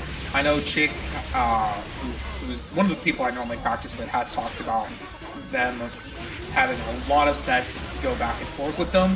And these are two players who have played a lot due to, you know what, online tournaments, just these two are in a lot of them. So in the corner, decent damage, really like this just we're gonna wait Oki, trying to react to what they're doing there. No gravity seed, but it doesn't matter. Cash out. Is this gonna be a kill with EA? I'm not so sure. Oh wow, that did kill! Okay. No way, man. Wow, this character has some surprises, despite being a very, very obvious go-to. I do think her set play is very underrated, and I think you saw that on display of how it's almost chained down. Excuse me for my pun. Yeah, when she's doing good, like she's really good. But when like, you know what, you're gonna see it here on this defense. It's just she's one of those characters that just struggles so hard. Yep. The counter hit in the corner. Almost has his burst back, but you know what? Probably don't want to spend that with being around up frame trap. I can't believe you got hit by that frame trap. I was expecting mix after with the RC, but shout out to Fuzzama for hit confirming that. Oh, you got hit. Cool, I just take the round now. Knew the route for it too. Yeah, very, very good. JB friendly smart will be first blood in this round 3. Wow, and I forgot the B option on Chain does have some projectile impulse, so just completely cleared the Murakumo blade. That's absurd. Why does he have that? They want him to be able to get in, I guess. Oh, they need any help doing that, but right now, you gotta be doing a lot of that. Soliloquy's name. Good snipe with the 2D. And now watch as you're rewarded with 2.2k for your efforts. Now, I think OD into Super could have killed there, but you know what? Soliloquy still in the game. Has that overdrive online. No overdrive is no overdrive on Fuzzama's end is pretty big, but you're gonna be able to get this. Okay, why is it still? It's still going 4K in a situation, and you get this counter hit chain. So yeah, burst has to be forced. You cannot not go for it. And we're gonna get guaranteed burst in the situation. The tech. Oh wow! We got burst. I can't believe they didn't make that burst save. You're giving Fuzzama a chance to play the game? How dare you? Now look what you are. Now look what you. Oh wait. Oh, okay. That wow. JC did not hit there. I forgot it does not hit above her. That's so unfortunate. Fuzzama getting a game, kind of robbing you. I'm not gonna lie. I'm gonna say it again. Why are you trying to let Fuzzama play the game? You know, this guy can't be. You can't let him do anything. He just converts and just does so much damage. Dude, I have yet to see a Hazama confirm go underneath like 3k if he has active flow. It is crazy. You could do the most like pissant starter in the world and he still kills you. Yep. Why? I don't know why they were determined that Hazama needed to be like a, you know, like executional character for sure, but like a character that does way too much damage for how they be moving. I want that kind of damage on average. God, I wish, man. I wish. Good IB on side of trying to chase for them right there. Nice gravity seed too. Yeah, I like that. I like the reset in the gravity seed, even though it didn't really work out. Just good mind games, but it's gonna be Fuzzama solidifying this combo into the corner, and you're gonna have to face that mix of good blocks. Slowly be able to get out of that pressure, but I mean, Fuzzama's just on it right now. Oh no, reset into the super, and that's gonna be set point right now for Fuzzama. Can I just say, using the super command grab to crush the throw attempt is crazy. That's like, that is like such a specific call out. I'm not even sure it was intentional, but it was cool nonetheless. That's not even a super I feel like we see a lot from Fuzzama either. It's just one of those things where just such good recognition from them. Okay, OD used from Soliloquy to be able to get out of this corner. Stagger, trying to bait that guard cancel again. A little bit far. 2C, gonna whiff, and is able to catch them trying to chain out. How sexy, bro. Yeah, very much so. The 2C, and oh my god, that is such a good starter. Yeah, I was gonna say. Wait a minute. Wait a minute. Nah, You're wow, dead. you're dead! You're dead! You would have been dead, is what I mean. my God. If Soliloquy wasn't the GOAT and completely finished this combo. Yeah! They did it. Stop trying to kill me from half my health. Are we in a? I think we're on a decent. Are we on a decent country? Yes, we are a decent on stream.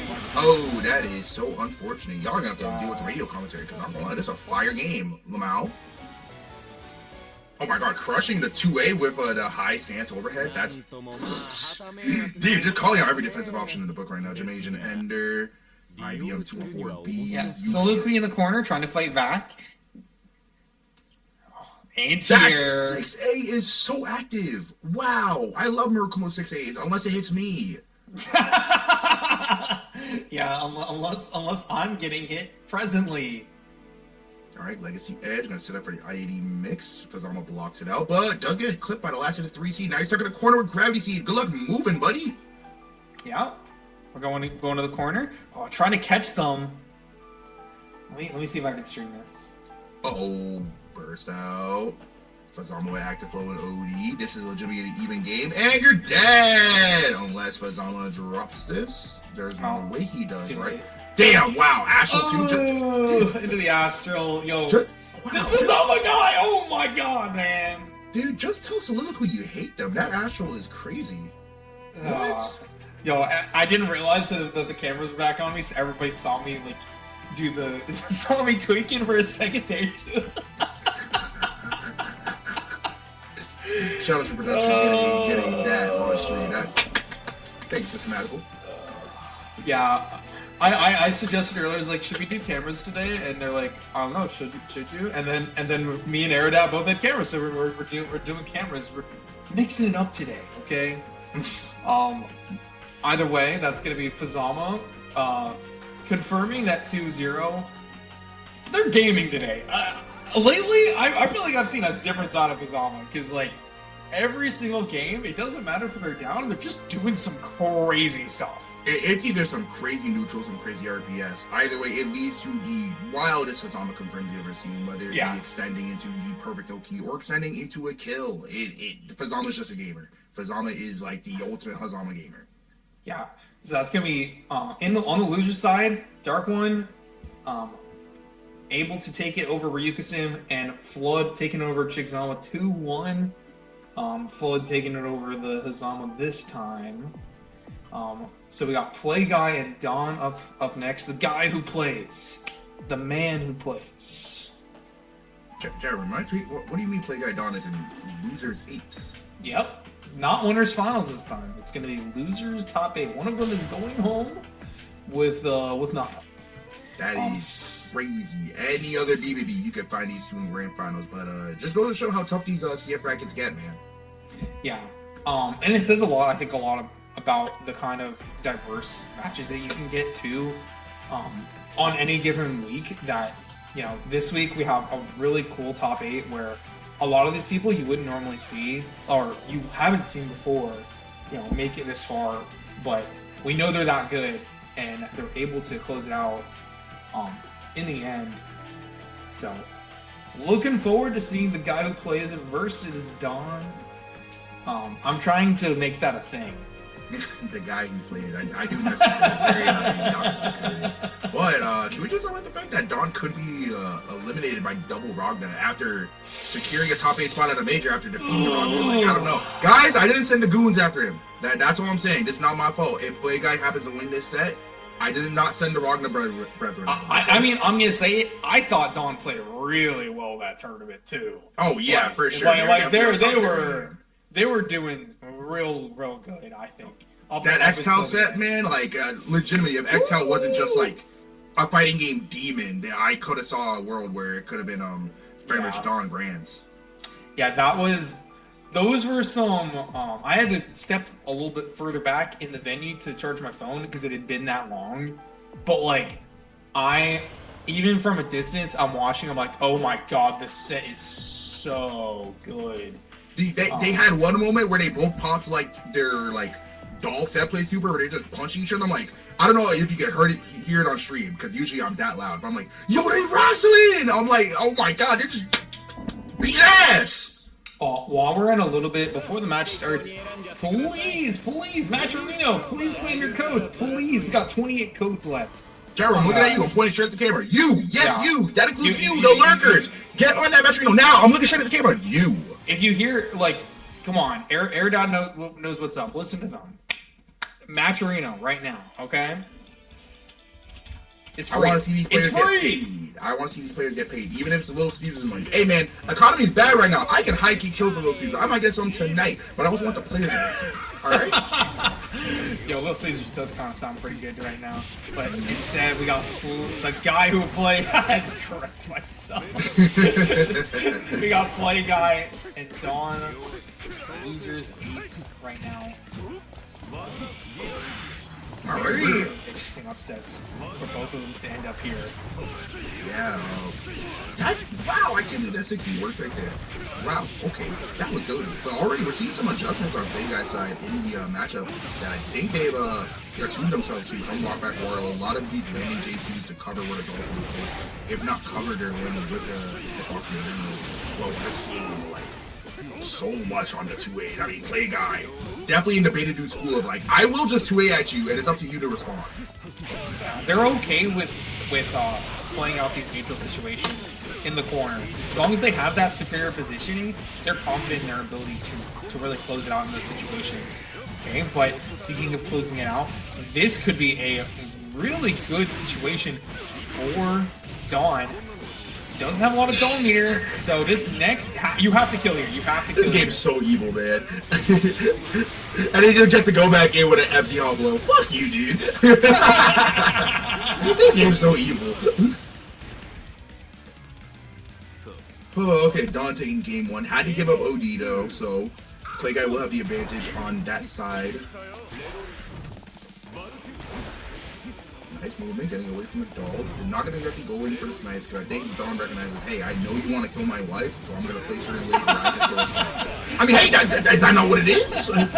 I know you want to kill my wife. Like, he would tell you that himself. This is an evil bastard.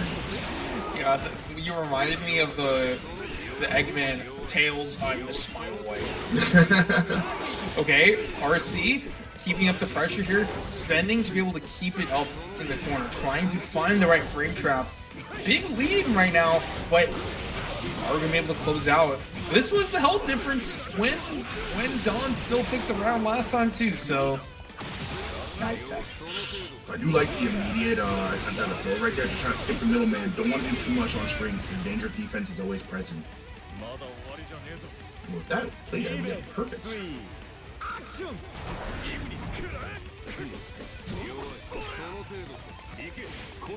Knocked is one overextend on pressure. UBR around 60 to immediately claim their turn at the cost of the life damage.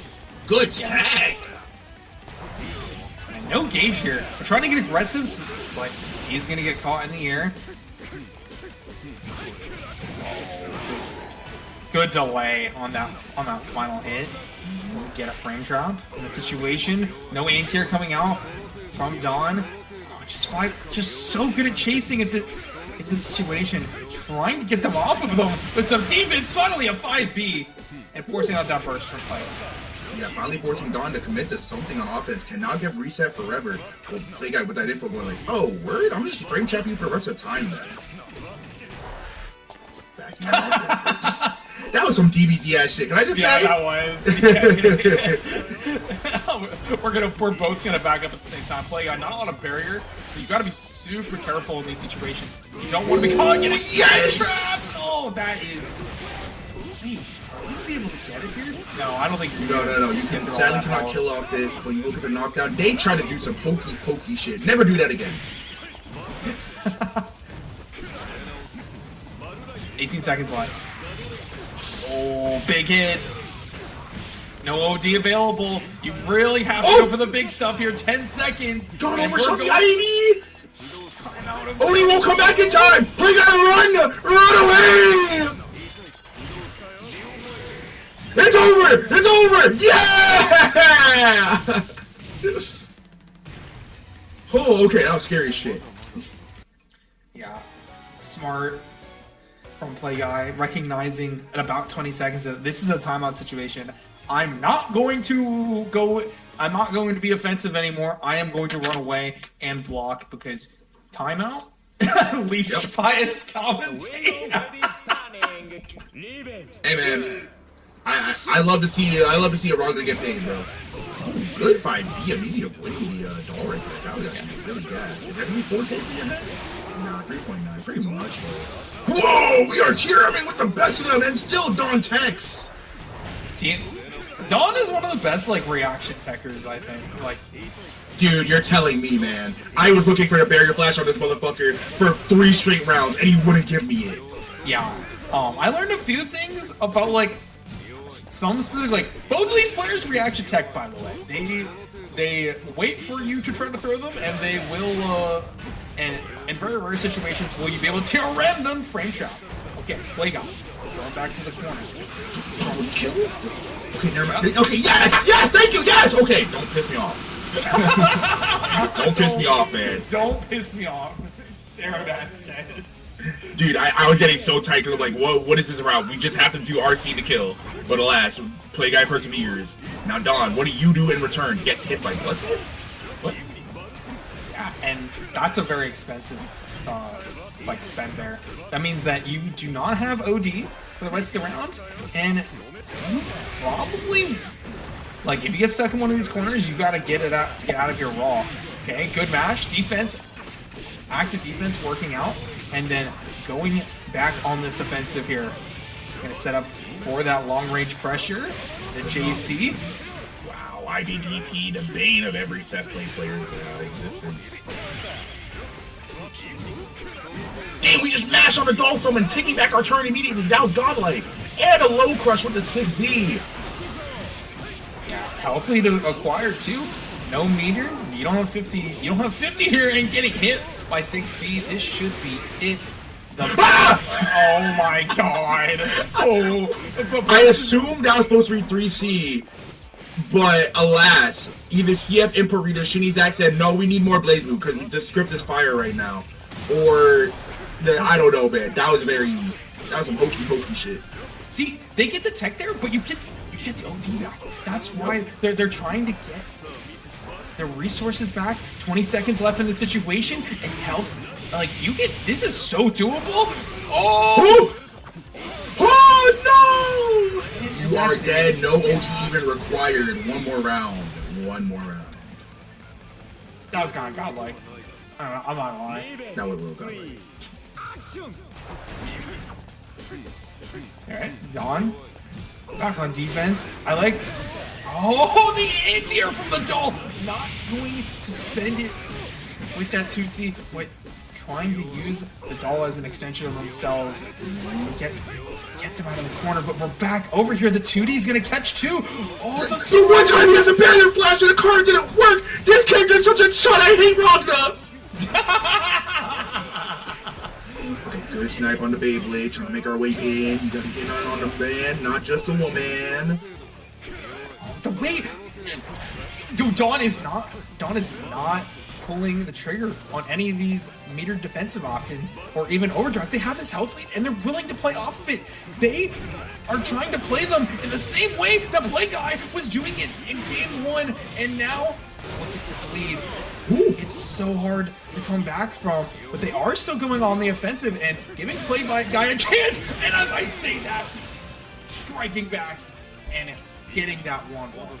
Beautiful J6D. Oh my god, this set could have been over, but now we're going to one more game. And it all rides on this. This is a very, it's not exactly a swingy matchup, but these are two players that like can have stuff swing either way for them just because of how many times they play each other. So this is, it's good. It all comes to this, man. You know, to lose his 8th set, it all comes to this. Because either one of these players, after winning this set and this set alone, could just win the entire bracket. Yep. These are 2 players here. What the fuck was that? What? Wait, you don't just say sound Gauntlet Hades? I don't say God as a whiff punish on a misspace 6A. What the hell?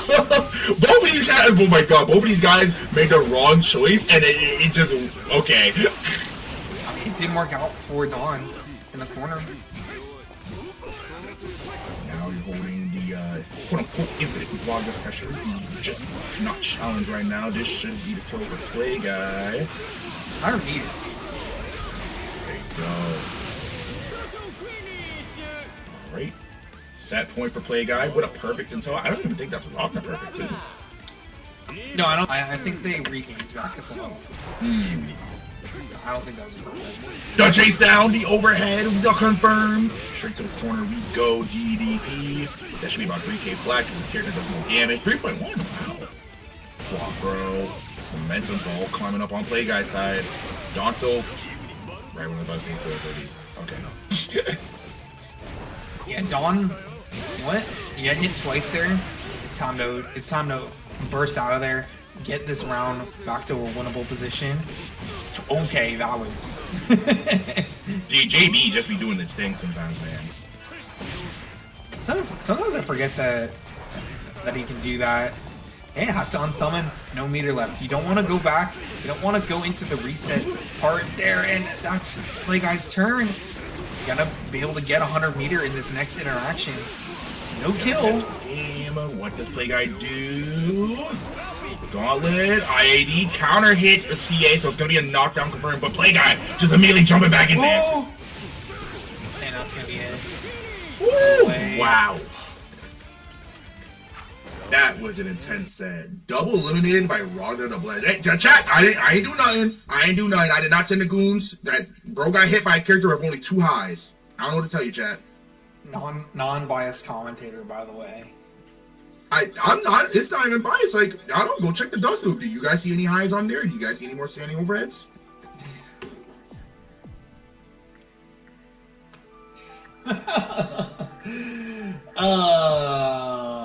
Jonah said his character's bottom 3, gang.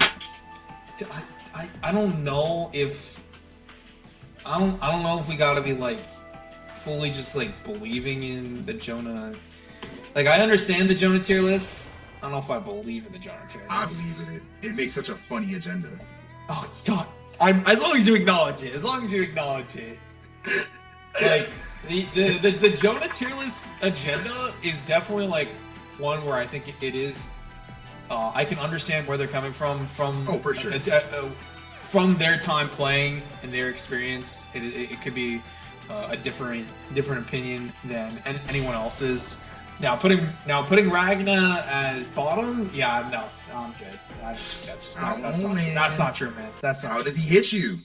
How does he hit you? Neutral. He has good buttons and he has good tools. He can hit you, man. Okay, then what happens after you get knocked down by Ragna? Oh my god, my Terry died. He hits 2A.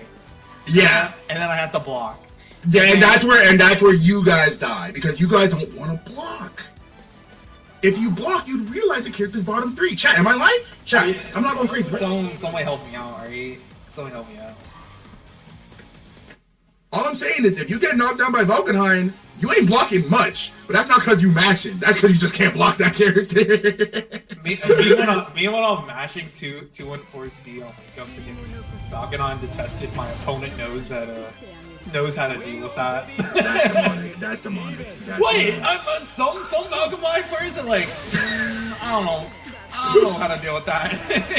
I can't block in this. Either way, enough neutral. It's time for some zoning and set play on both sides. 9 versus Lambda. Wait, DarkOne Lambda? Yeah, that's what I was about to say. DarkOne Lambda is pretty interesting. I assume they were playing Susan, but yeah, huh? Okay, this is something new. I'm willing to let people experiment. You don't have to cage people into the character picks. So it's true. We'll see. However, FluddSan, very, very powerful 9. Very, very good pilot with the character. Once again, the core of their game plan being the hard to blockable. Even going for the mid screen, which is where it's usually weakest. Yeah, I like the mind games, and it allows you to really read what your opponent's going to do on wake up a lot. Delay, and able to even get gravity seed in that situation. Oh, we're not able to get the full conversion. Am I gonna catch there? Yo, Dark. How did I catch? A little unlucky in that situation. We're bursting? Okay. You tried your best to get out of Legacy Edge, but it's so active. Wow, 2-2D starter. I'm not sure if this can be enough to kill, but FluddSan's not gonna risk it. Knowing damn well a poke could just seal the deal, but Legacy Edge one more time.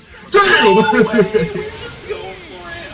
Okay. See, that's how you know. That's how you know a Ragna player is currently behind its Lambda, because every other Lambda player would have gone for IAD mix. No, we're just gonna send it straight on 6B. Screw you. Yeah, their IAD mix is kind of hard to deal with too. So, wait, 6B, the unblockable. Dude, it might as well be blocked. Let's still weird looking animation. I can never block it. Alright, one more time with the part of the blockable seed. Oh my god, and delayed the JA on the late tech. That's so evil, but that's what I mean. It's one of the coolest things about 9 as a character when it comes to her setup. The fact that it is interactable in a way where it's like, it's all dependent on how you tech in the corner, how you tech mid-screen, how exactly you delay your tech, and how the 9 player wants to respond. It's such a cool little cat and mouse game based off one simple mechanic. Oh, the whiff, so it gives time for Dark to be able to get this combo going. Okay, full corner to corner. Trying to catch. That was a really good avoidance on Alright, chat, am I the one who calls that like new gunflame? I don't know the actual name, but it's like it pretty much is gunflame, right? Chat. No punish? 6B! Wow! 9 normals! They are really good, chat! Oh my god, you gotta start immediate attacking some way, somehow, pretty soon, because you're just getting beaten up by all these overheads, all these levels, all these spells. Yo, Halloween is in like 2 months, man. Let's chill out. Oh man, I had some jump scares. That's some horror movie stuff. I know, dude. God damn, man. Shout out to Chizama with the raid. How's Ragna versus 9? Okay, so if DarkOne makes a switch to Ragna, which I assume they won't, maybe just taking some time on the character select. Yeah, they're gonna stay on Lambda, but I can give like a quick primer. Ragna is no longer allowed to kind of bully a neutral with JC and 5B. Instead, he has to kind of pick his spots where he wants to, you know, challenge the teleports with 5A, air to air with JA. Occasionally, if 9 runs out of air options, can get a 6A win. But if not, we'll just be kind of running 9 to the corner if she decides to teleport herself in there. So I assume Lambda can kind of do something similar with the projectiles and whatnot. But the more Lambda commits to her projectiles, because it's a little lengthy bit of recovery, 9 could teleport through, which I think FluddSan is doing an amazing job of. Just sent the overhead.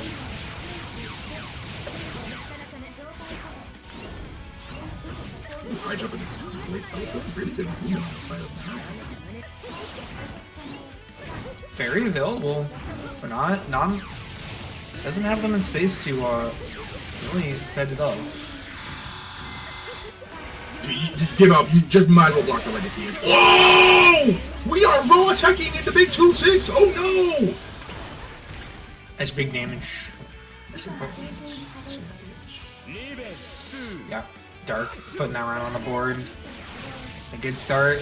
And we get the conversion off of this. This is exactly what they were looking for. They keep setting up the swords, and they haven't really been able to catch anything too good, because they're trying to look for these air situations to catch out, but that hasn't worked out too often. Finally, just really punishing the movement.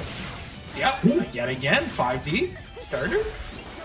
Yeah, I mean, there's only so many spots that 9 can use to having a 4-way teleport. I do understand the vision Dark has right now with setting 2 and 4D, and it's a big load of activate to eventually catch her. Just really gotta make sure you time it well, but when you do, the return is fast. Yeah, and there's the punish on the overhead. Going for the burst. And you gotta be careful here if you're Dark, because Yep, progress on defense, and that is going to be set point for Flood. Just a complete turnaround. You gotta watch what's in the pocket, man. We get true. Pocket Rock is so good. 3 action. Good jump. Wow, amazing jump. It's bullshit that she could do that off her literal combo ender being like, what, -4? But still, that's a really good jump to call it to 2TD right after. Now Dark in such a horrible spot right now. Does not have OD to save him. One more hard to block. Well, yeah, you're getting cooked. You have a wrist? Okay, there it is. One more chance at last. Oh, big hit!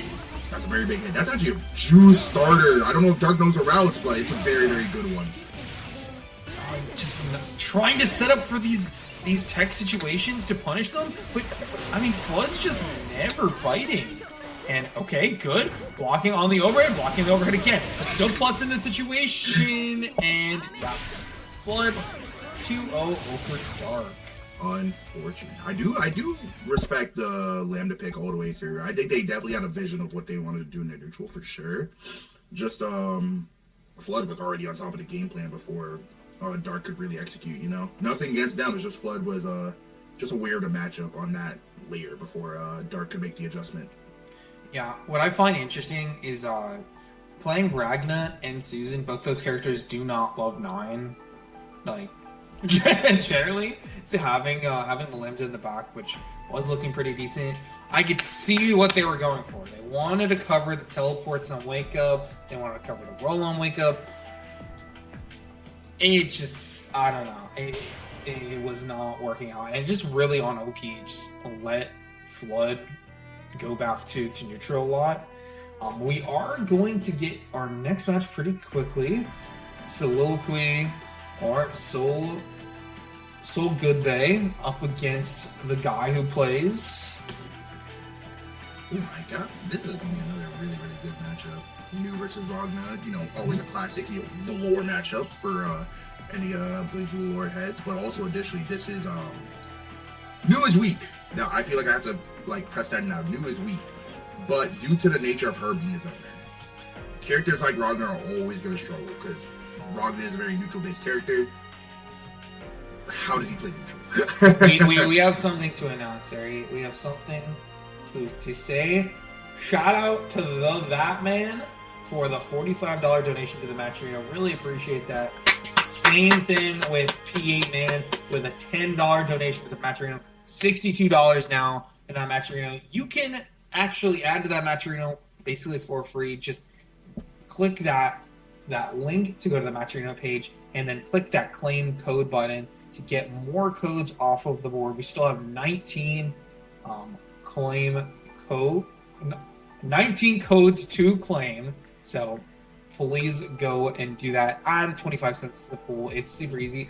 I've already done it, so I can't do it again. Yeah, I just claimed my code after hearing an announcement like that. Thank you so much for supporting the players. Like I said, I'm trying to see these players get paid, and I know y'all want to too because they're giving you free entertainment. All 87 of you in the chat. That is more than enough to claim the rest of the codes. Come on, guys. Yep, it's true. It's true. And don't give me no excuse of like, oh, it's too hard, oh, I don't know where to click. If you have a Twitter account, I know we all do. If you have a Twitch account, I know we all do, because y'all are here, connected to the match arena, claim those codes. Please. Alright. Another online matchup that we see a lot. We got Soul Good Day and Play Guy going at it. Two low tiers, according to Jonah. True! Oh my god, see, now you understand. Now you're starting to understand the agenda. That is such a funny agenda, though. Exactly. Not because it's like ridiculous, but just the things that people say. Exactly. Now you're starting to get it. Like two bottom three characters on my screen. The discourse. it's too funny. All right, good start for Play Guy. Right there. 3 point. Wow, now 3.69. Good OD! And you having a projectile EA means a full confirm no matter the range. Yeah. Really privileged in some ways and really not privileged in others. But in that situation, great recognition. You get the active flow going too, so meter and overdrive are like pretty flowing for a good sec there.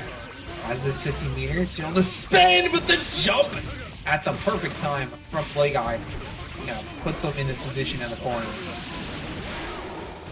Sitting in low health, raw throw, soliloquy tech, but alas, the post-tech situation with Ragna is so rough to that guy. Oh! Oh my god, that might have been one of the most greatest non-intentional air delays in the world, but alas, not much can be done when the light deficit is that high. Gets clipped by the blood side Play Guy.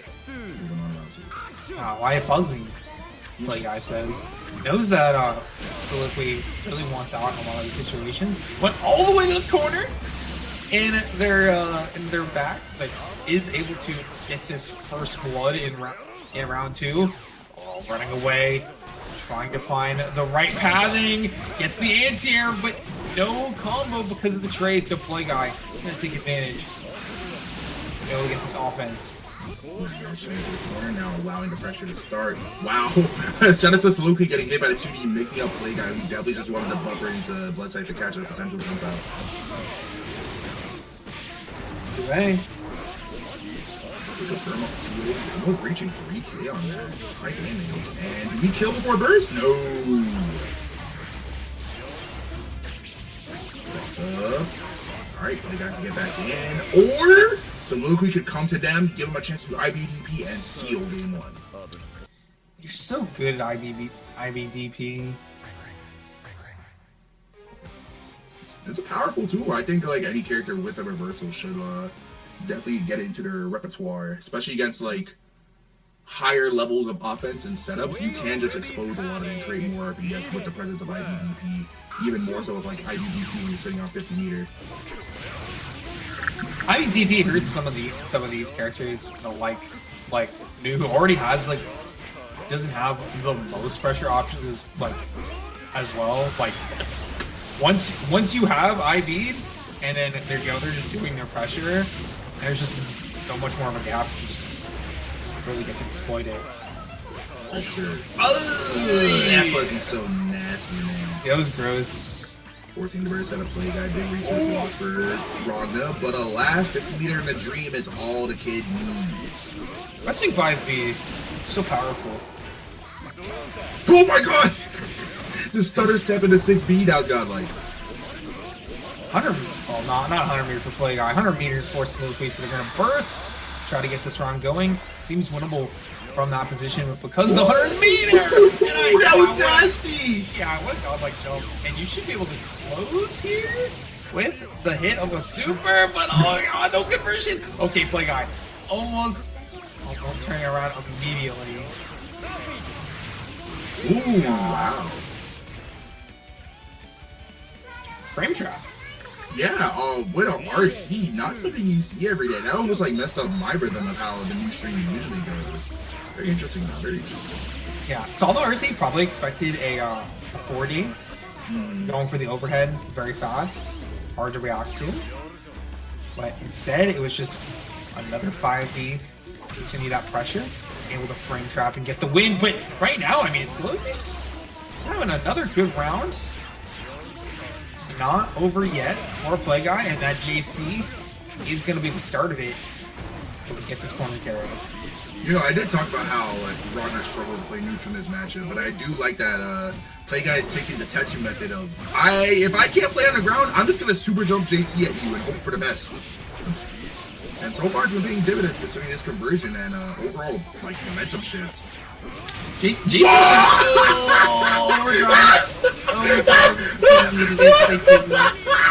No. You're laughing so hard off that too. This game sucks, man. I need to look at that replay. This game sucks. I love this shit. Super Jump JB completely clearing the gravity seed because gravity seed does not affect vertical movement at all.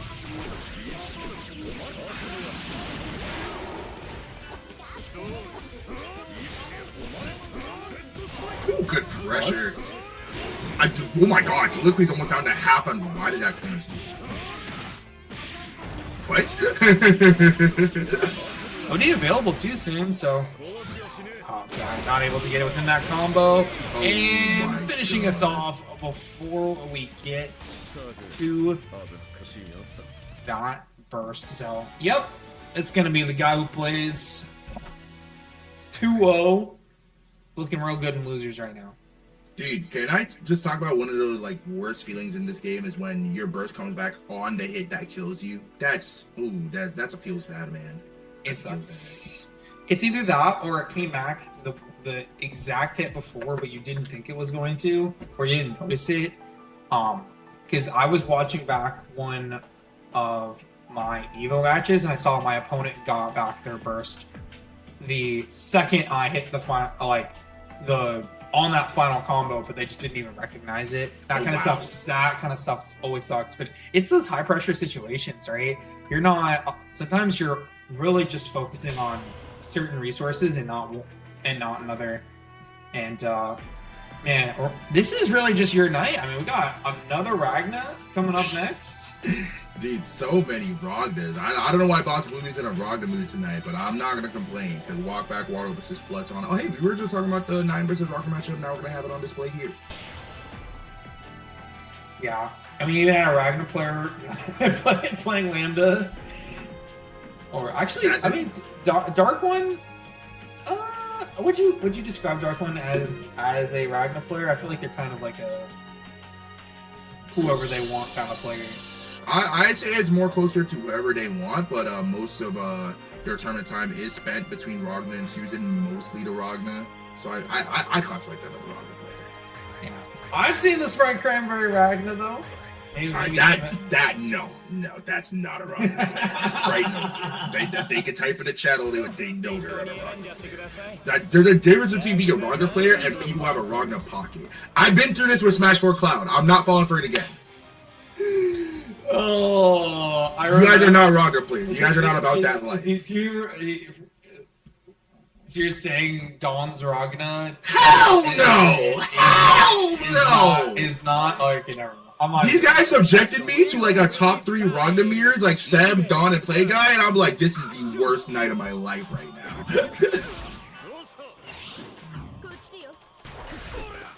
Oh boy! All right, Walkbackwardo, who I believe is Sunfrost. Oh my god, that. Sometimes I like to lower the rim and pretend I'm Jin Kisaragi. We'd be 2A anti-heroes. Good catch and jump out. This character sucks. Oh man, get to hear that downplaying every match for the Ragna players. You just can't do it, dude. Like this is. Like, oh my god, we gotta start. No, I knew it! No! We gotta start. Okay, we as a Ragna society and we as a BBB society have to just start automatically emergency teching if 9 has us in the corner because they're gonna do divine setup. And if they don't do divine setup, they're throwing. They are throwing. Can we talk about how Flood has not done a free setup? Dude, he literally, it's like messing with me of like how committed this guy is to divine, and I'm like, you know what? I'm starting to see the vision because like, look at the nonsense you can just get into. Dude, it's like, why even bother when we know this?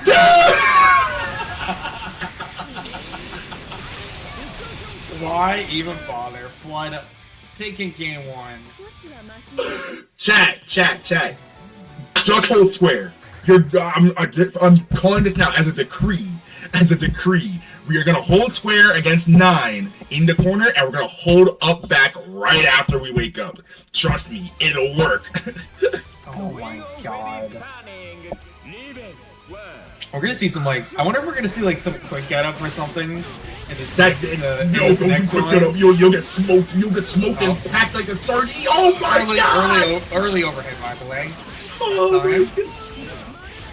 Alright, delay? Yes. Okay, good delay. I will say, sometimes you can get away with delay tech if the 9 player does a deep JB, though they really shouldn't be. No, I think first you delay and then you try to do neutral and you keep mixing it up. Unless they're doing stuff that you specifically know will always catch that. Well, it's like yes. I feel like playing reactionary on like in those situations is really important. But right now, Flood is just on to, you know what, as soon as I said Walkbackwardo, you know, we're getting something going. Also, additionally, I have to like re-up myself. Sometimes I like to lower the rim and pretend I'm Jin Kisaragi. Anyways, I'd have to re-up myself on the lab. But I think if 9 does a deep enough JB and it hits, she can just fuzzy you anyway to get an actual unblockable on the second hit of Vine. So I can't stress enough. We are holding square against this character. Oh no, the goal went nowhere because had no air momentum. That sucks. The second hit of Vine's not a low though. No. Wait, See, it's over. That was it. Yes, you died. Walkbackwardo died. Well played to them. I think that's fifth. Question mark? Yeah. That Good. I mean, getting the upset over Dawn. The Dawn upset is huge. Oh wow, you guys cannot see me on camera. I'm like nerding out right now. Upset on Dawn is huge. Set up for Dawn to be eliminated by double Ragna, which kind of destroys my bottom 3 agenda. But have we considered that a gap exists? So, but common misconception with Vine is that the second hit is not a low. No, because Arcsys is evil and hates us strike throwers. The second hit is not a low. Whichever hit hits you first is the low. The second hit only becomes a mid if you already blocked the low. So I'm solidly sure if you block a deep enough JB on a delay tech in that setup, she can just do rising JB and actually unblockable you. Someone has to re-up myself on this. Octo's probably somewhere in LOL. Go ask him. Go ask them. Excuse me. But still, just hold square. Just hold square. What you're saying makes sense for sure. It's all based on timing. Whenever you're blocking that for that first one, but we are gonna say some thank yous to some people that we need to. First, we're gonna shout out BBB Online. Look at that schedule; it's looking pretty good. Thursday, BlazBlue. Wednesday, Under Night 2. Tuesday, Exit Core plus R, and then Monday, brand new Tokon. I'm really excited. Monday Tokon. I'm ready to go and enter that. But Thursday is now the new day for BlazBlue. Thank you, Don, for that raid of 9 people. Really appreciate it. But yeah, I'm super excited to, to see a Tokon back and see how they develop. I wish I could join them, that this PC port is awful. But alas, if you don't want to deal with the PC port, and you want to get some offline Tokon action within the Boston scene, Boston Blue League offline monthlies coming up this September 12th, 4 p.m. BBCF, 5 p.m. Avatar, 6 p.m. Tokon. Little did I know that one of my friends in the Boston CF scene, well, kind of just northeast CF scene, I'm not sure if they're Boston, was actually a tester on the game, so we got a little bit of inside knowledge. Not much though, because our scene is still grinding the game with everybody else. I think that game looks sick. CEO kind of convinced me that once I'm not dead broke, I will buy the game and hopefully try out what they have to offer. Especially because I'm trying to get into these Boston Blue League offline monthlies, and so should you. Yes, it's true. But you should also try to check out XUXL, the Promise Day, October 3rd to 4th in the Durham Convention Center in North Carolina. All 3 mainline Guilty Gears, BlazBlue Central Fiction, 4-star event on the Grand Blue World Tour, VSAV Makai World Cup taking place at SQXL this year, Marvel Tokon, Avatar, and P4A, all new this year on the lineup, as well as BlazBlue. Look, I'm gonna keep saying it. Do you guys like DGF? You guys want to support DGF? This is DGF's home regional, and they're gonna be putting up a big pop bonus if we get to 30 players. Come on. Well, I think we're at 18 or 19 right now. I have not signed up, so I think I'm counting myself in that, but I know I'm going, and it's gonna be a great time if you're able to make it out.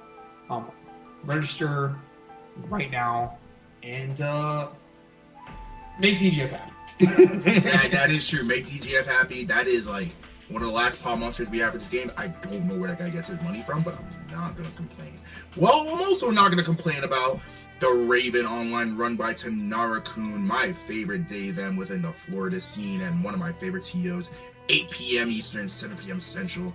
NA only. Please, please, please go ahead and support Raven Online if you want some more CF action. And if your schedule doesn't work anymore because of the TOCON shift that we have here at Boston Blue, don't worry, TRO is right back to that Monday slot. Please, you can't support. Yeah. So if you're still looking for blazblue action, Monday is your day for TRO. So actually, it's so funny. Mondays and Thursdays were the normal days to play blazblue, but it was the other way around. Now you can on Mondays you can go to TRO. On Thursdays, Boston Blue Beat, lock it in. But we are going to get into that top 4 here pretty soon. Sprite Fuzzama. Ooh, there's another classic net play BBCF tournaments. Something you will see in top 4 regardless of the position it's in. You always see these 2 players. And Sprite versus Fuzzama, one of those matchups you look up and you're like, what does Azrael do here? And then you just see Sprite kind of twerk out, and you kind of see Fuzzama kind of twerk out. And I think it's really a matchup of who can twerk out the best. People be twerking. People do be twerking in this game. Like, I get twerked on sometimes. Yeah, the nice thing about, Azrael TP, a lot of matchups where people be like, oh, it's not super good. In this matchup, you know what? It has really good vertical range. So sometimes it just get caught out. It's one of those unique interactions in this matchup, but that was a really good reaction. In the corner, Sprite gonna need to be stopped, so we're gonna activate that OD. Go into the corner. Fuzzama, how much damage are we trying to get on this? Okay, we get it. We get it. We get it. Okay. Oh god! Wait a second. Whoa, this color is cheating. What's up with the double weak point being the same color? Hold on. Which one's high? Which one's low? Either way, one of them just disappeared, and Fuzzama once again getting the optimal of all optimal. Why is it doing? Oh my god! I almost hit 5K. Oh, I did so much. Okay, waited for the TP. Very fast. Didn't expect them to get hit by that. Yeah, for sure. Dude, this character also has commit. Oh my god, what does this character have? A normal dash. Dude, screw you. What? You asked. Oh god, man. Alright, Fuzzama taking first blood of this set with the round. Sprite now has to find a way to close the gap. And it's not looking like a fun matchup right now for Sprite. He's like saying in previous sets, Sprite wants to play this a little bit more patiently and try to methodically make. And I don't really think you can play it like that in this one because, like, the way that a lot of these mutual interactions are going to go down is it's going to be really hard for them to really approach. So taking full advantage of that risk on offense and getting massive damage.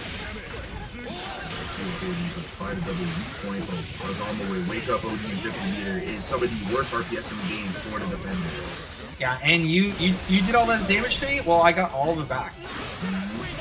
Oh, great heavens! Okay, Yeah, I wasn't able to get much though. Oh no! Yeah, no, should have been able to kill in that situation, get the meter, be able to do it. But all right, here's the situation. Right situation into super. Get that kill. A lot of things be happening in this game. I do not blame you for tripping over your words. This game moves fast.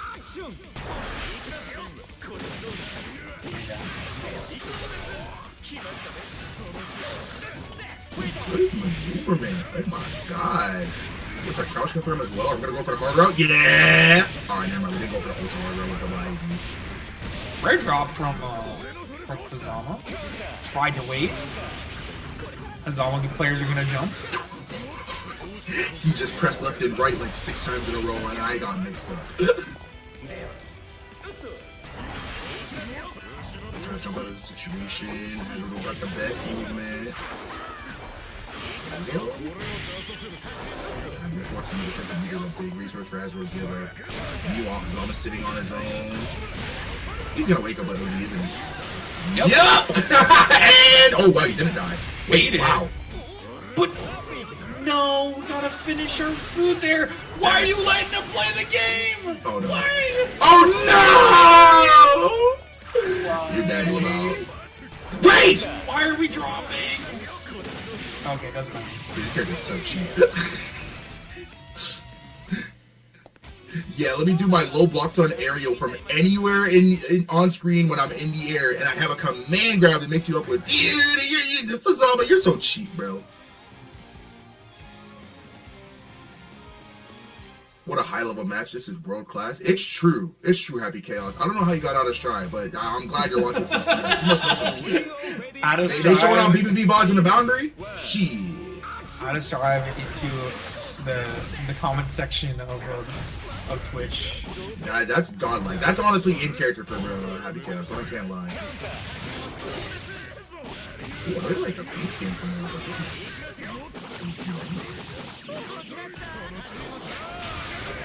Ooh. Hey, backing off. I don't want to deal with the New York and that's very well played on his part. The pressure continue in that mentality.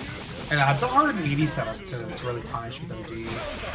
Okay, we're just gonna DP. Didn't even have 50 meter, by the way. It just did it.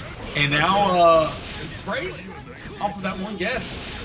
Good situation in the corner. OD is gonna be activated. We're gonna RC DP to try to get out. Oh, I think you. Oh no, the drop. It's actually super bad for them. Doesn't have the meter though to keep the pressure in the course. Sprite held this advantage. How do you catch the combo just like that, actually? Reset into 5D. Reset. Oh my, wait, you're dead. You're dead. You're dead. You're deceased.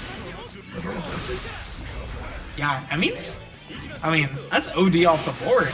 You take that after Spray, and you also take the round. So True enough.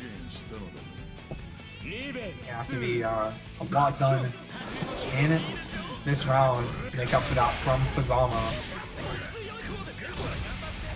Good IDD, immediately getting Azrael out of there. Whoa, that looks wonky. Oh my god. Usopp's strongest warrior, Spritecranberry. Whiff. We're going for the mix-up again. Meter supported as well. With the combo, OD available. We're going to go for it. Yeah, we're going to push him route into a kill. Damn, who's the OD? That's crazy. Yeah. That's absurd. Yeah.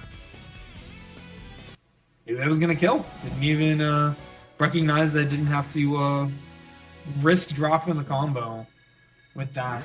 It is first to 3. So, going to be first to 2 from 1-1 means that first person to win that 2 matches is going to be sitting in grand finals. Good position, guaranteed money. We are fighting for the big bucks right now. Once again, shout outs to I'm so sorry, but we did get a $45 donation. So these players are getting serious. At least I think. From the Batman, which I believe it is the Batman down? It might be. That might be. Schrodinger's house. There we go. Oh, Draco drops attention with no dice. Zero chains is on his name, and it's all back. Alright, no chains now, but we're still going for the pressure. Command grab, not expected from Sprite. Get that corner. Ooh, didn't get the wall down, so no good teaching on confirm.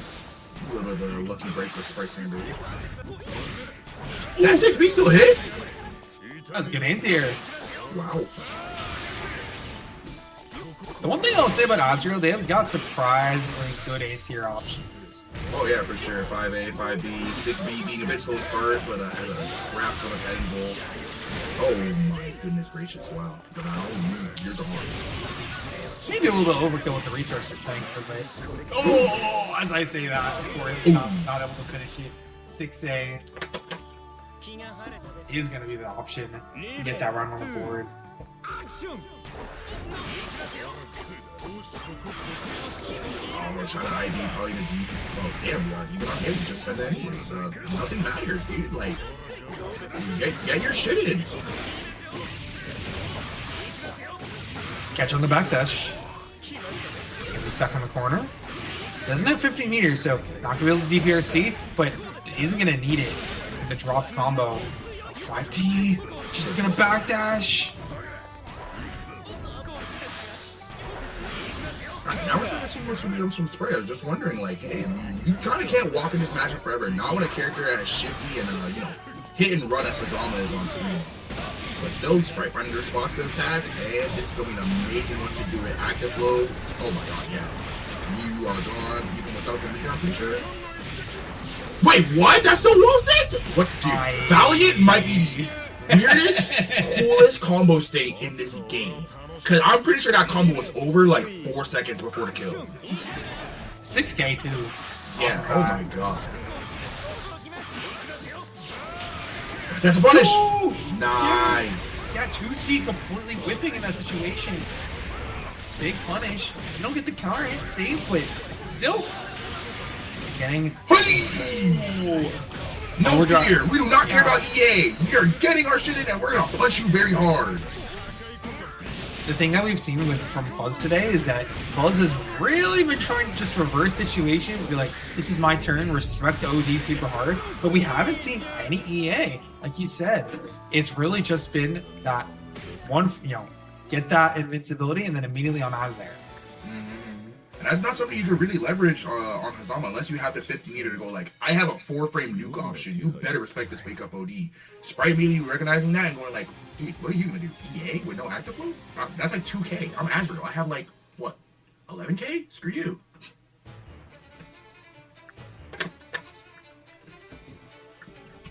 一体何なんです The wheel of fate is turning. Riven 1 action. Oh my god, wait, no. This is 2-1 now. Sprite's favor. Sure. Oh my god, 6B. Sometimes they work, sometimes it doesn't.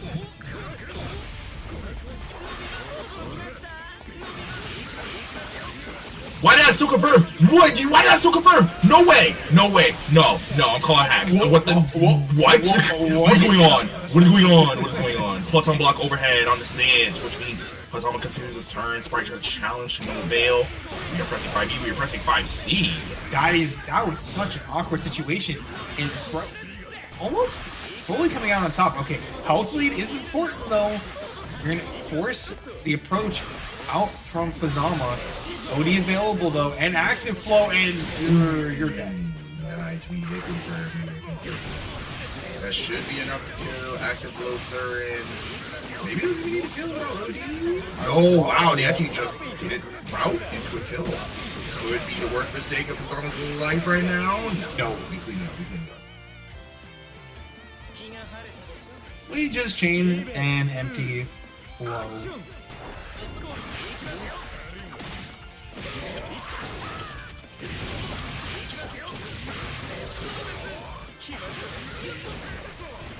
Center the corner.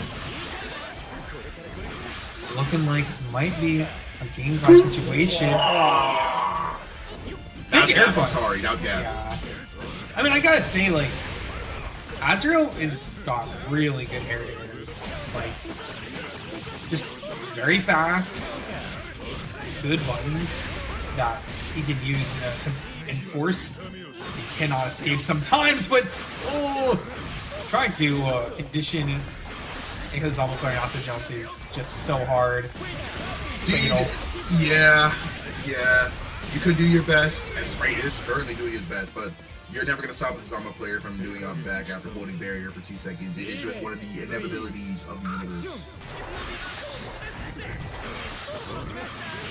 Oh my god, amazing whiff! Not an amazing whiff. Amazing play on Fuzzama to make the 60 whiff and get it with punish on the 60. Excuse me. Yeah, playing outside of that range. Not letting. That's a big counter hit though. Trying to reset into the low. The Knicks going for them yet again.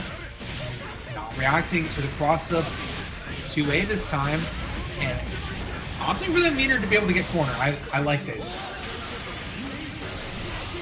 Oh, finally representing the EA. Especially now that they have the 50 meter. I'm actually kind of surprised.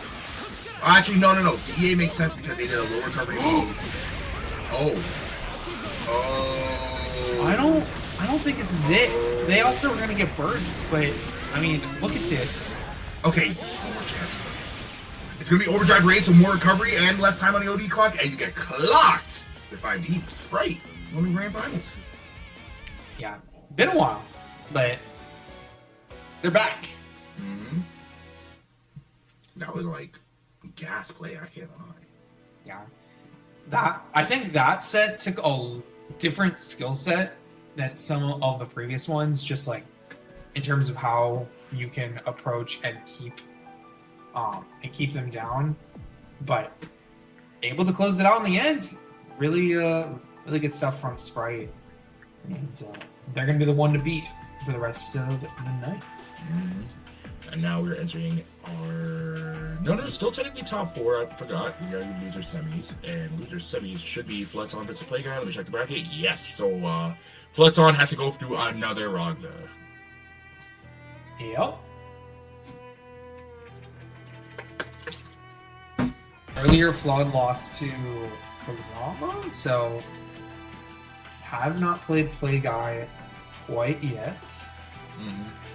If I remember correctly, FluddSan's path so far, beat Game Man. No, I'm looking for that one. They beat Okamiya to start off the bracket, lost to Fuzzama in their winners top 8 qualifier, and then Thanatos on a bit of a losers run over Chigzawa 2-1, over DarkOne 2-0, over. They got all 3 Ragnas in this bracket. This really is the war of like strike throw versus set play, and I think like FluddSan might win this war. Yeah, it's the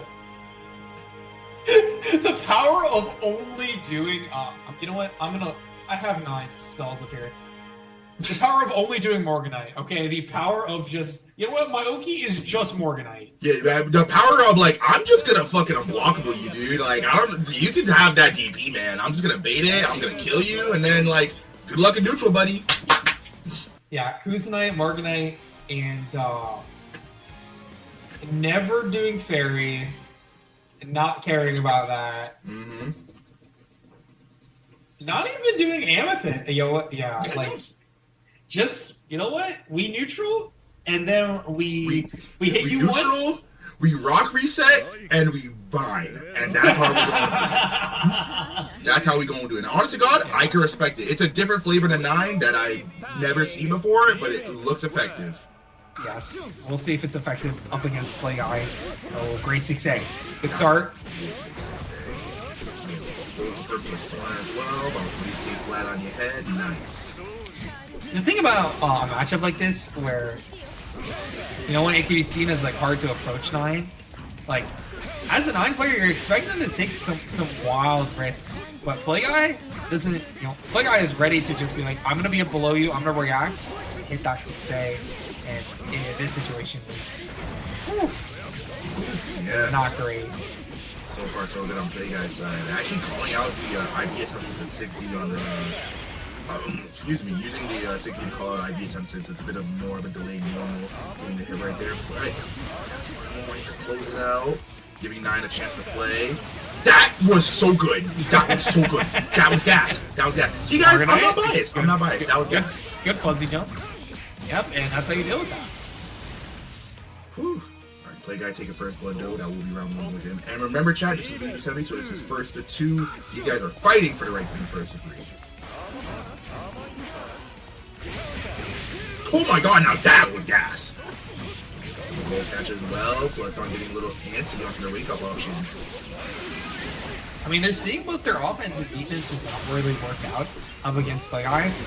In comparison to, I think, the previous 2 Ragna players where it was working so well. So, might be freaking out a little bit on defense. Oh, good attack though! Wow! On top of it! RC available to be able to try to get this finish, but we're going to be guard canceling, not reacting to the Gauntlet 80s though, and Play Guy with a pretty solid game 1. Yeah, Play Guy just playing like a game of control, and I think that's like the one thing that really keeps Ragna in this matchup. When even though he is reduced to a lot more call-out options, when he's playing the control game like really well, 9 almost feels suffocated no matter where she is on screen. Seems FluddSan has to find an answer to that pretty quick. He only got 2 more rounds to figure it out.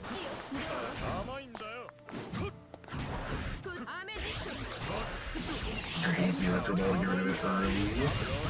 Rock on the top of the screen. God damn, I can't. Plus. Why is that plus?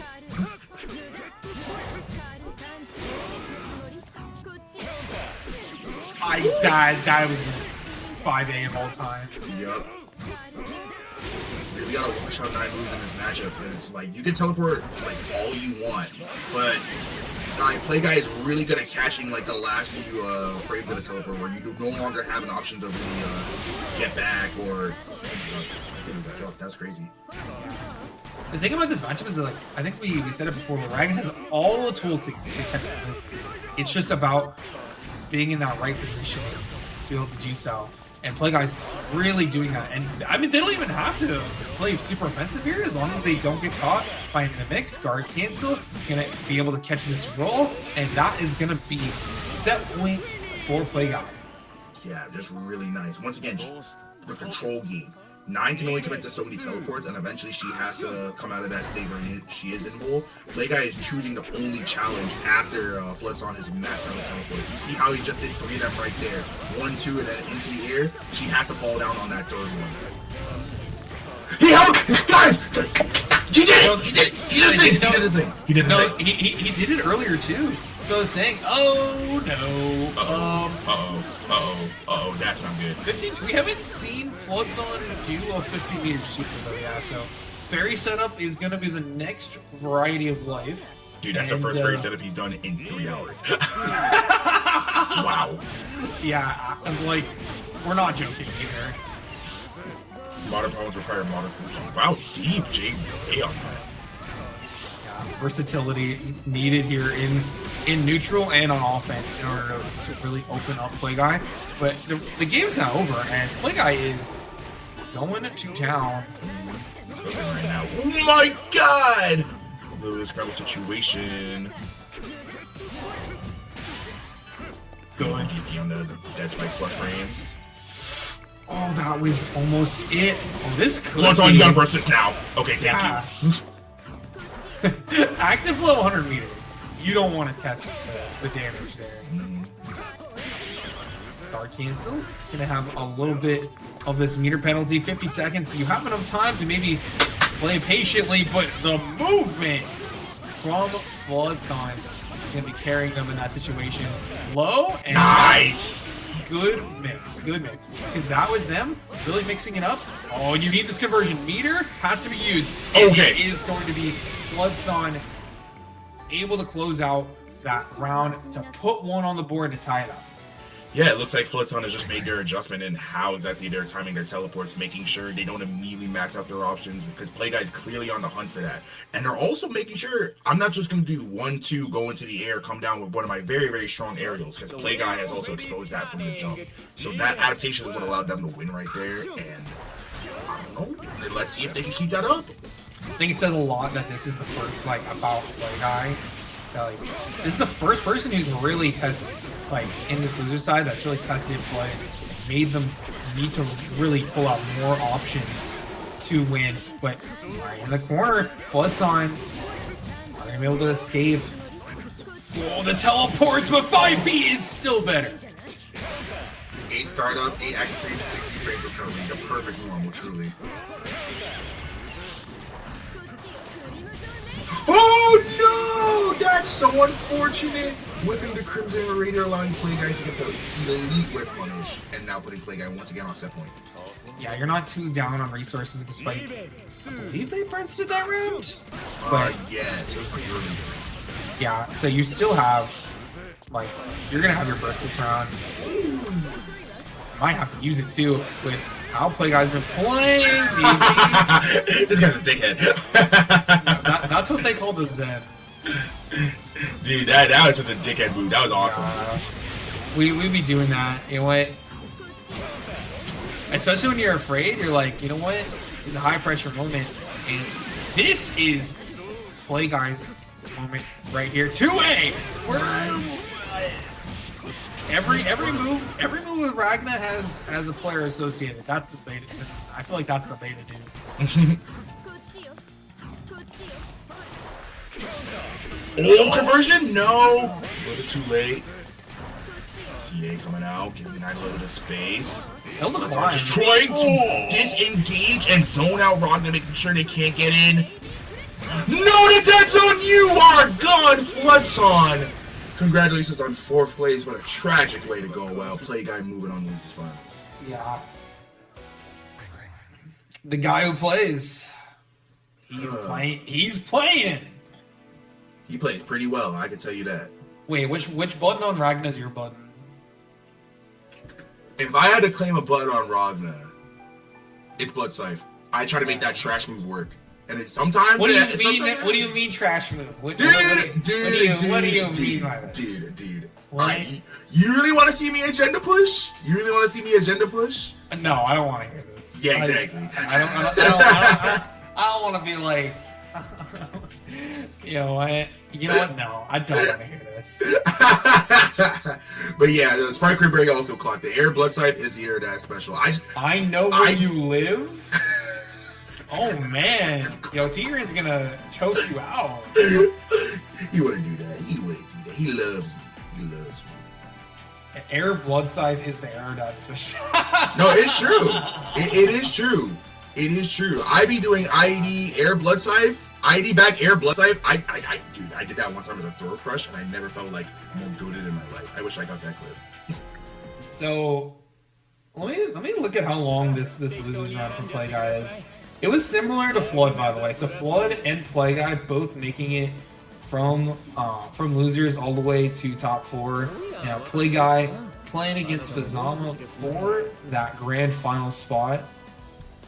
We'll see who's able to come out on top. While we're in a little bit of a lull, though, we got a little bit of loading. Please check out the Veterino real quick. We got 18 codes. Oh my God, come on, Chad. I know y'all can claim the rest. Come on. Please do it for us. If you guys claim all those codes, maybe I will drop my real take on Ragna. Who knows? I feel like you'll drop your real take on Ragna regardless if he makes if Play Guy makes the guy who plays makes grand finals. Oh no. I'm putting it a bit. You're coming, I see. Alright. Well then what if he loses? You guys aren't getting it. You gotta claim those match reader codes. It's the only way. That's the only way, alright? That's the only way. You heard it here first. Opinion only if we get those match reader codes. Okay, what is... That was a lot of neutral being played in the area of neutral seed. Alright. Alright, something to consider about the dynamics of this matchup for Ragna is, Hazama's hit and run, very hit and run style with the chains. That was a crazy burst. Okay, Play Guy's confident. A lot of the air movement can be snagged out by Ragna, just kind of, it's a Tetsu method. We're just gonna run in there and super jump. Not super jump JC on landing though. You're just gonna try and get on landing. Additionally, we were talking about earlier, the presence of IDDP is huge in this matchup. Hazama pressure, while crazy, is kind of linear in a sense where he has to really commit to, dash it by the delay to the frame trap, 2A. UIBB with Ragna, that guy gets pushed out enough, you could just jump out, or if he wants to try and reset more time, you can always threaten with another DP. So kind of stifles the pressure a bit. And I think 15 seconds. Are we gonna... We don't need Octane Overdrive, yeah? He shot a DP! I saw the 16 startup! Oh no! That's unfortunate.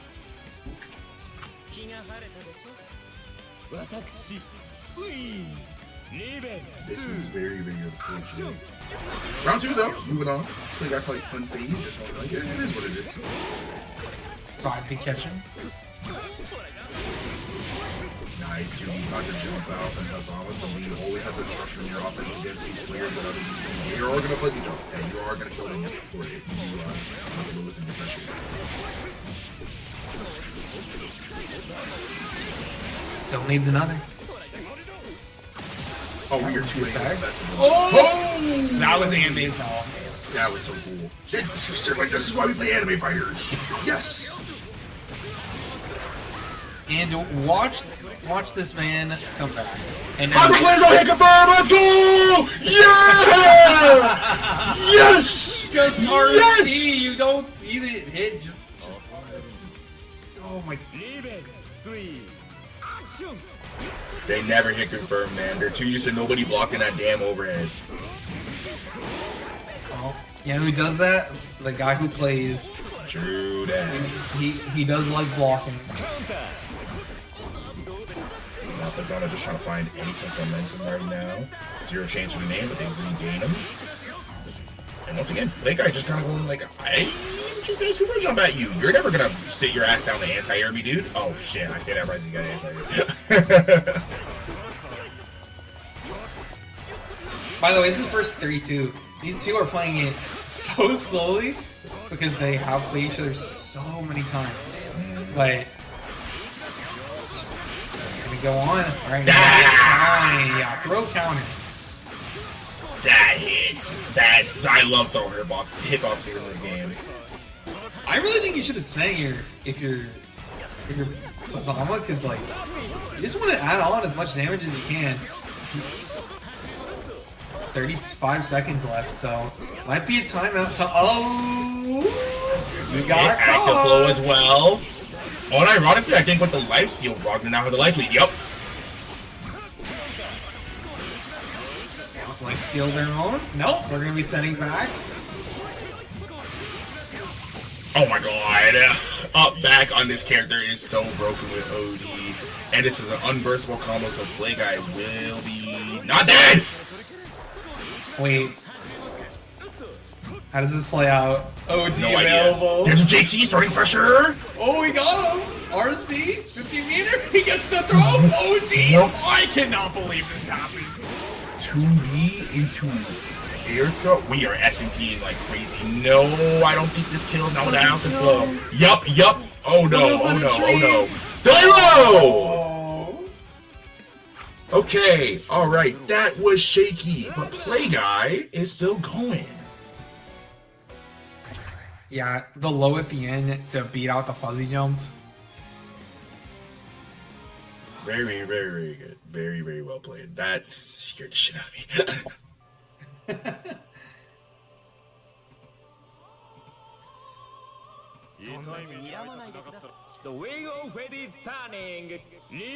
Let's see what adjustments Fuzzama can make. Maybe trying to commit more to the anti-areas. Good blocks there. Don't grab your barrier. Main grab is gonna miss, but not too bad. Still relatively even. Small health leads, I think, do matter in this set, though, because these two are really hard to open up between the two of them. But big mistake from Fuzzama is going to make that health lead larger. Oh my god, and the staggers. Just coming at the exact same timing that one would want to jump, so Fuzzama gets clipped.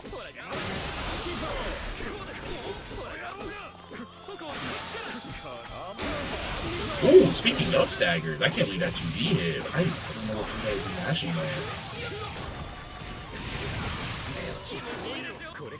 Unable to complete the combo, so you don't get Oki in the situation. No 6A Hotenjin. So trying to activate. Oh, what? We get the air throw. And Play Guy's so smart here. Because that was supposed to be Jamaijin to get back to the ground. And then, you know what? Just air throw. Play Guy. I can't believe the air throw worked, because yeah, the Jamasian startup was there, and I'm like, oh no, he's gonna get, clipped by counter hit Jamasian into a huge confirm. Nope.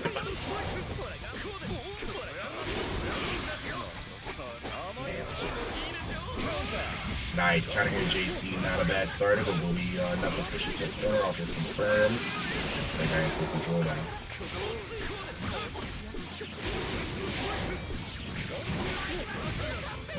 Confirm, gonna be about 3.2K.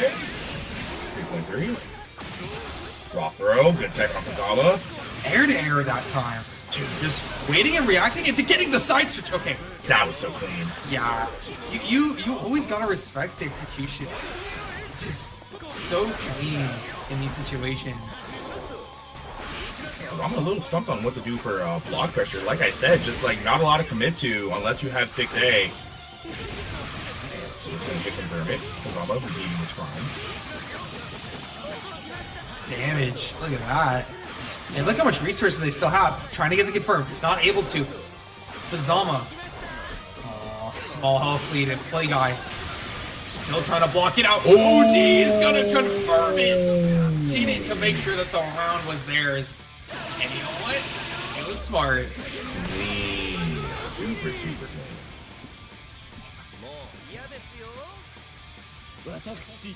clean.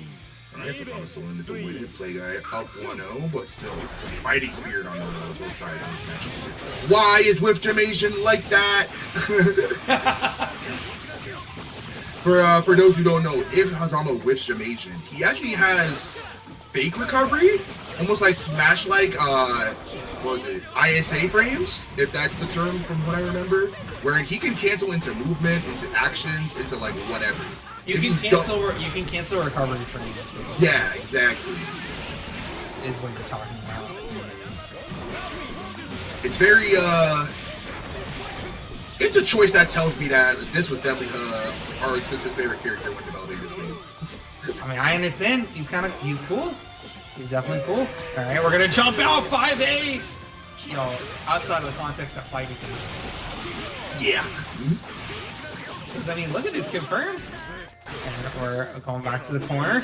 We have active flow going. Meter is really plentiful right now for both players, but still disadvantage right now for Fuzzama. 30 seconds. The play guy doesn't have to play this too aggressively. Just needs to make sure that this doesn't happen. And the OD confirm is not going to come through. And so that means that's a wasted OD. And now both players, OD activated. That was a beautiful CA call out. Knows that play guy does not want to deal with the box Hazama and OD Hazama strings. So immediately just goes like, I'm gonna end my pressure early, you're gonna mess up on something, and you messed up with that guard cancel. Yeah. That was clean. 1-1 in losers finals. These players are fighting for the chance to take at Spritecranberry and win tonight's Boston Blue Beat. Ooh, it's getting intense. This is very much like what I would call like a player matchup more than a character matchup too. Where these two, they're looking for the small chinks in the armor of their opponents, and we're finding it so often in big explosive ways. JC is going to be the find there for play guy, and this round not looking good for Fuzzama, but they've turned it around many times. Just off of this good defense, and that what a press. Oh, tried to do an air throw after the chain option to try and catch the guys like a bit too far out already. This was a weird start. I close it and help out, but I don't think yep. 2A be so good. 2A just so good. What a godlike one. Just didn't barrier them out far enough for that second 2A to whiff. Try to get the combo. Oh, Jamaijin. It's not getting footage of Jamasian whipping and being blocked. Yeah. That's all I can say. Very rare footage. Damn!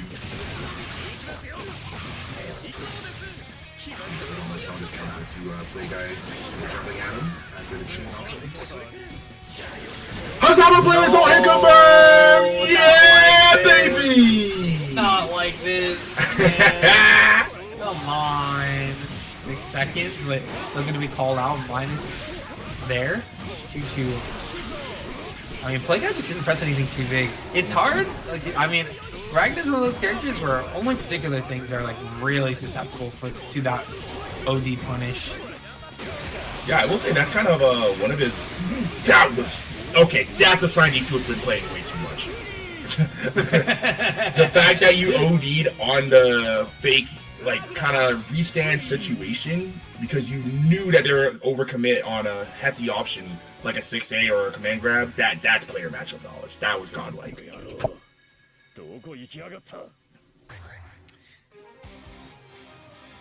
Huh. Good lord, this set is putting me through a ringer chat. Like, oh man. Hazama Ragna is so fun until it's not, but then it becomes really, really funny. But yeah, as you were mentioning, I do think that's admittedly one of Ragna's strengths in higher levels of play and higher levels of offense is, yeah, the fact that a lot of his best normals when it comes to pressure are also doubly really good quote-unquote anti-OD moments, and the fact that they don't have a lot of recovery and force the opponent to go into bad OD calls. Yeah, you can play a lot of RPS around that, like force people to really commit to EA as opposed to like trying to actually punish if they're trying to do that, and then like still be safe in a lot of situations. While Play Guy is really running the show right now. The guy who plays on set point here to go to grand finals.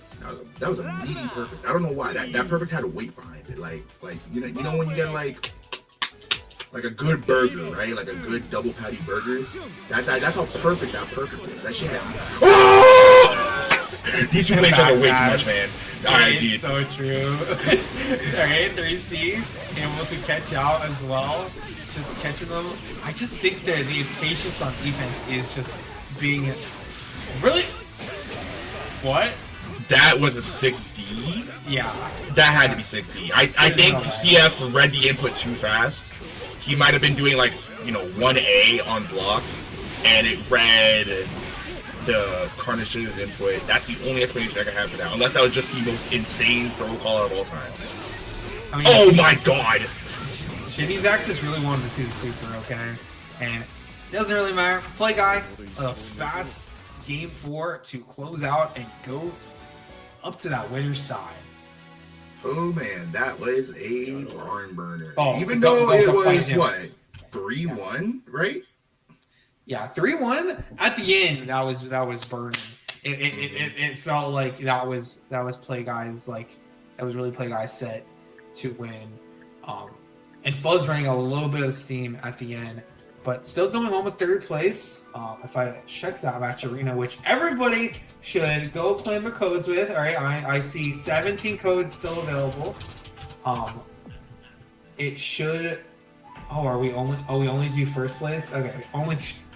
Yeah, we only do 1st place depending on how much money we have. So I don't know, guys. If y'all want no. Top three. It is top 3 payout because it's 60. Okay.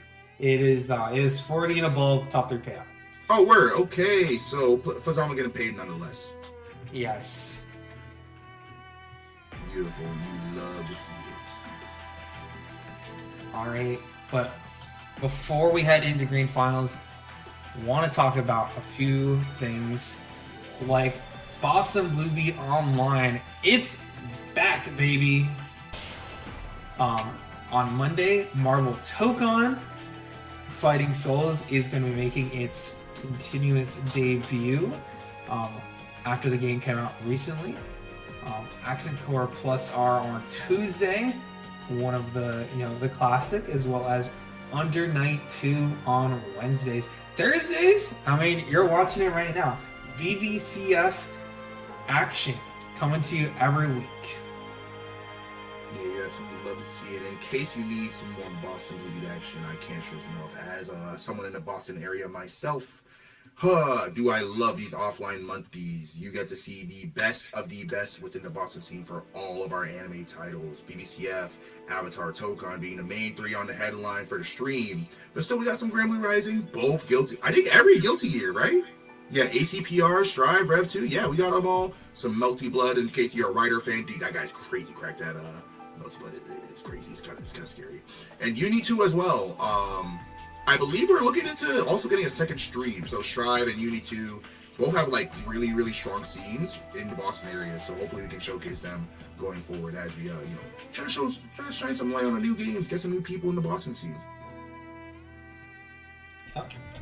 And also want to talk about XQXL, another offline happening. Well, this time it is that one weekend regional happening from October 3rd to 4th in the Durham Convention Center in North Carolina. 3 mainline get-togethers to all of those. 4-star event on the Grand Blue World Tour. BlazBlue Central Fiction, of course, taking place that weekend. BSAB Makai World Cup taking place at SQXL this year, as well as the debuts of Marvel Tokon, Avatar Legends, and even Persona 4 Arena Ultimax, all debuting this year. I keep saying it. We gotta get to that pop bonus point.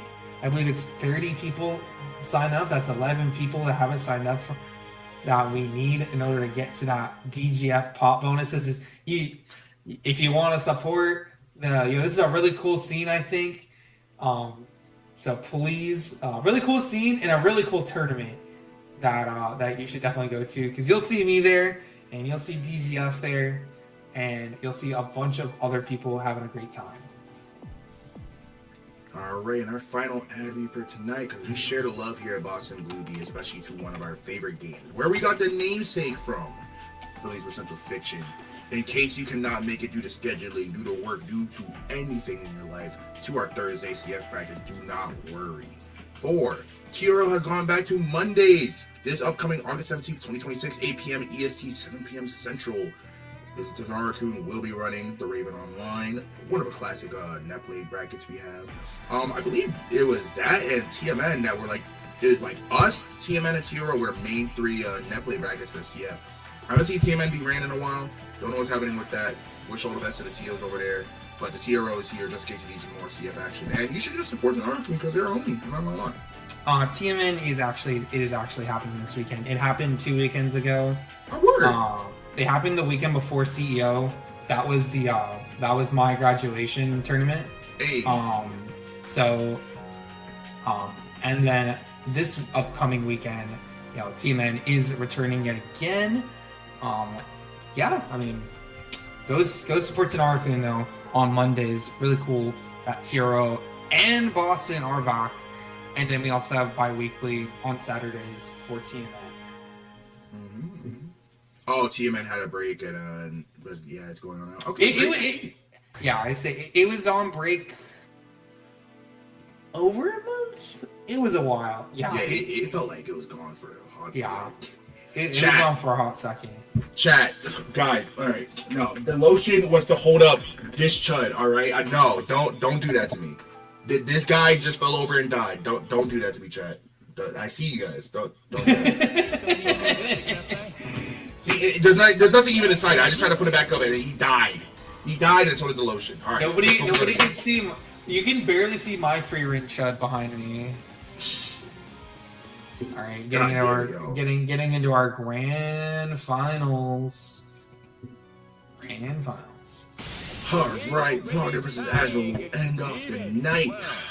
Spritecranberry versus matchup I've been watching all night, and already starting off pretty bombastic. I cannot wait the 2 AS to cover the dash.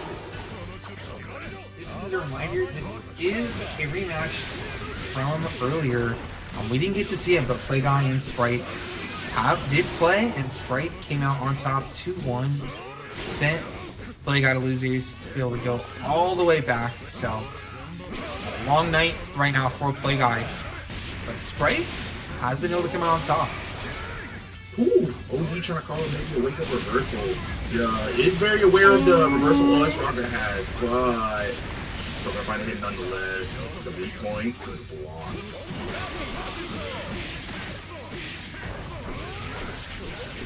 Ooh, nice big body roll lines on the high just cancel. Good delay on the 5 feet of frame trap. That was gas. Yeah, not letting Sprite get away with anything there. Able to take that first round. Ooh, the anti-air. Gas. I mean, seeing Playguy get hit by that, it makes me feel a lot better about sometimes not reacting to that. Hashtag fair. Ooh, call out the DP. 25 meter punch, but it's okay. It's okay. There's gonna be like 4.7. Oh my god, I'm so good at this character, guys.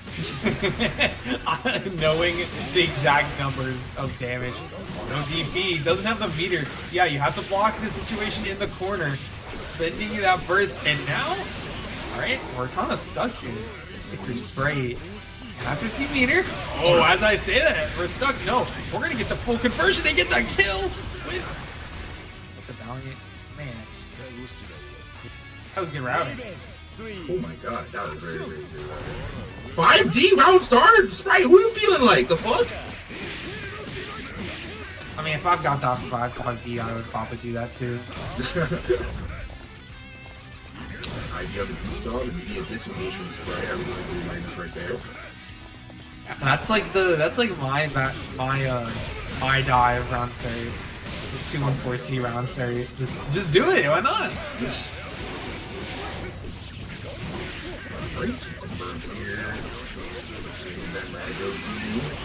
That's really interesting that Play Guy will almost always opt to do the South OS on Azrael on Knockdown. But Nightmare Edge does offer a speed jump on Azrael. That's kind of going for No, you hate to see it, the drop. yeah. 100 meter too, so this is gonna be a situation. Good backdash. Okay, getting out. Still more meter to deal with. 6B reset is going to be not gonna work out. And the reset burst online. You have to burst into situation 2A. Sprite trying to wake up with violence, and Play Guy says no. Wait, not dead. You didn't pass the damage gate. No! Wait, no J2D? No J2D Blackhawk Stinger? We're going back to neutral? Azrael has a slight life lead, 15 seconds left on the clock. The onus is on Play Guy to make something happen. Yo. Astral, just do it. Astral. Caught the low! No! Oh man, I don't know if that was a low catch because of a fuzzy jump or maybe trying to DP, but still Play Guy clutching it out.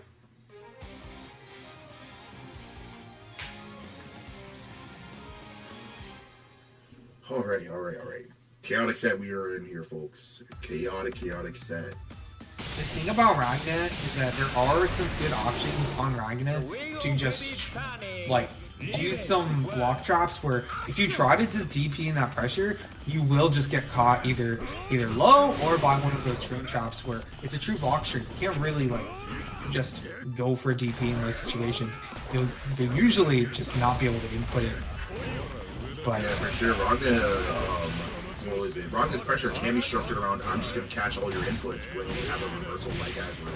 Or when you have poor defense that relies on challenge. Just kind of brain trapping and the shorts. Oh my god, that was... Sorry, I'm like starstruck by this pressure right now. Spritecranberry is so good this game. you don't see Azrael doing it like this right now. Oh, Play Guy. Battling it back. Doesn't really matter the health difference. Play Guy. He's playing.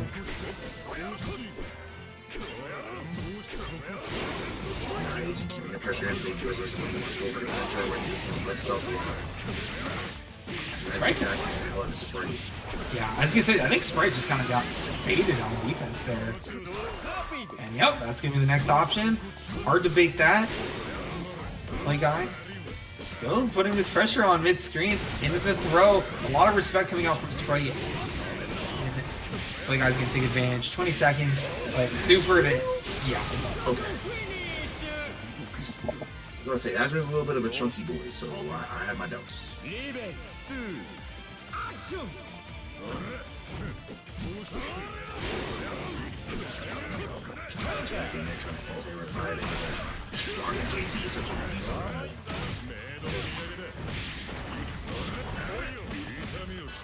Wow! Whoa! Scrambles! Ooh, 2A counter pull. Beautiful. Now Sprite trying to get anything started. What? That did not hit crouching. Yo, this game is lying to me. The fuck? 2B, able to catch. And Play Guy in a good position. Able to close out another game. Burst online. Almost has that 50-meter and forcing out that burst. That was really good. That was the hokey pokey shit he tried to do before. And wow, 5B is so active. It's an even game. If not dead, no, even game. 50-meter would have killed there. The DP, brave, and then right into the 2A. New Sprite wanted to hit something on Wake Up. Yeah, I believe they wanted to go for why am I forgetting the name of the move where he like jumps on you? He starts bouncing on it. Sentinel Dome. Yeah, Sentinel There Dome. we go. A little bit of a cheeky wake up option, especially against weaker knockdowns like Ragna DP, but Play Guy just had to beat these. The wheel is turning. Alright. Play Guy up 2-0 as well now, so looking good. And Sprite on defense, just not able to get much done. Having a hard time returning mid-screen in a lot of these situations without the use of 15-meter DP, just DPRC. And you don't have access to that in this situation. You have to finally find it. 2B is going to be the answer here. Sprite able to trying to get something going, but Play Guy does not care. DP on Wake Up. Part of the matchup. Ooh, never mind. Not tough for a Play Guy. Finding the cleanest whip on this shot of Azrael 5C. Let Azrael live. Albeit no weak points. Alright, yeah. Just box him out. Just box him out. One of the few characters where if Azrael is hitting 5C from that range, you want 5B also can sort of match that. It makes it hard to really up-poke in neutral, because like even against mine, I think 5C is just such a good move of like it goes further than you think and it also fatals. So really good from Azrael, but if you're not able to use it, that's great. Nice anti-air. That was a godlike neutral jump after the burst interaction. Knew that Sprite immediately wanted to get back to the action with both weak points applied. So found with punish on himself, which has a mighty bit of recovery. It's one of those moves that's plus because it has high blocks on, not because of the lack of recovery on it. I think you can get the kill here. Oh, you definitely can. 2-2C, DVD, not even in Gringle with card scissors. You know, 2-0 Play Guy who's looking for a reset.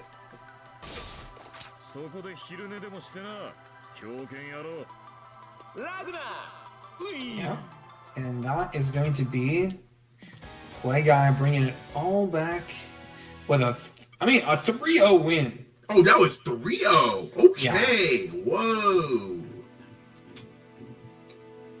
All right, Play Guy looking dominant, trying to send us home early, even albeit being on the other side.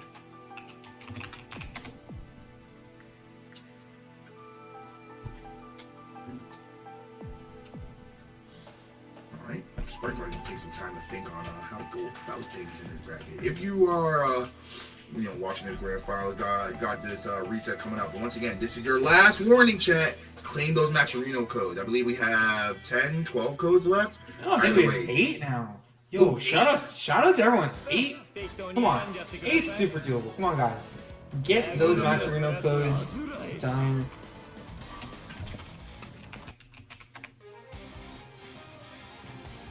Nothing gets a 8. You could claim 8 codes, right? All right, I believe in you guys. Claim those codes. We got $65. We want more free money in there.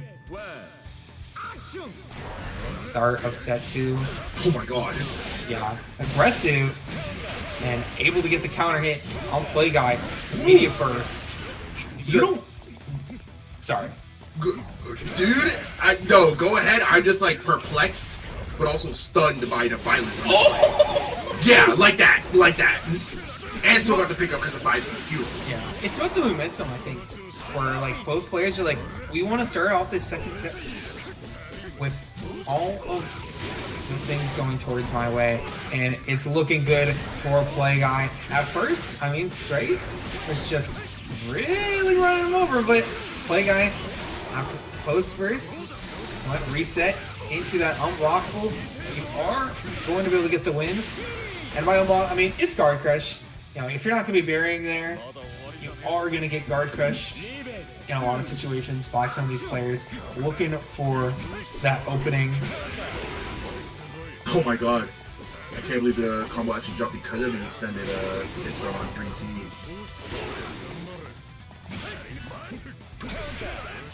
Ooh, trying to catch Azrael on these games. Something that's really, really great about Play Guy's pressure. He will just end things on a random normal, keeping the pressure extensions and the pressure, confirms, not confirmed. Keeping the pressure extensions ambiguous alongside when he wants to commit to something more tangible, like a throw on overhead. Yeah, if you ask me, that's like the real strength of Ragna pressure. You can just totally overload the mental side. There's something I've noticed about Play Guy. It's that they are not blocking. We are DPing. We are. Oh no, they do not give a damn how much damage Azrael is doing. We just need to hit them first. Yeah, 15 meter in the corner. Yeah, a little bit harder for a character like Azrael, where all of those mix-ups, you know, they're DPable. If you're gonna try to hit me in a way that like it's hard to react to, I'm just gonna DP on wake up, especially when I have 15 meter, and you're either going to block it and it's gonna be my turn, or I'm gonna hit it and it's gonna be my turn still. Like it's just that wake up mental sack on their own, on their own offense. Winning the war. That was really good. Oh my god. Dude, there's so much going on in this game. I can barely make my analysis. Come on, guys, please. Oh, the back dash! You got clipped. No, that was gas. Nope. Someone clip it and ship it. You got gamed on. That was beast mode. We didn't finish the combo. Oh, no! 5D. Oh, play guy. Letting play guy. They're the guy that plays. They're the guy that plays. Okay, sadly didn't have the burst, so active flow's not gonna proc. Could have helped out the damage department when it comes to making this comeback. But play guy, more like play clutch, just raw overhead.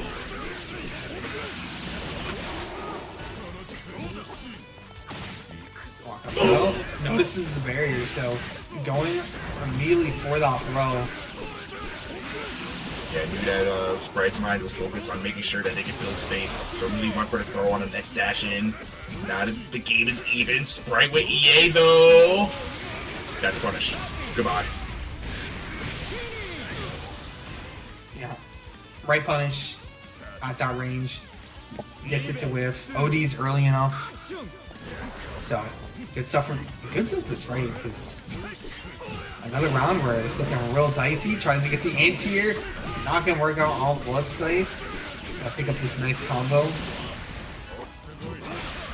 That PvP still hitting and whiff punishing the 5B is so unfortunate.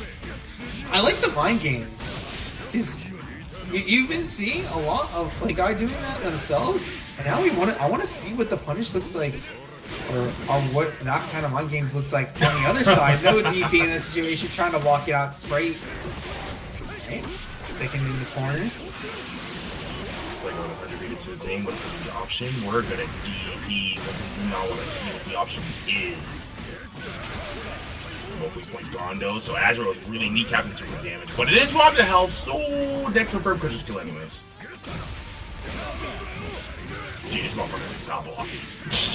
That's what I'm saying! And I think the mental stack on the offense is just working though, because like it's making Sprite really second guess a lot of this offense.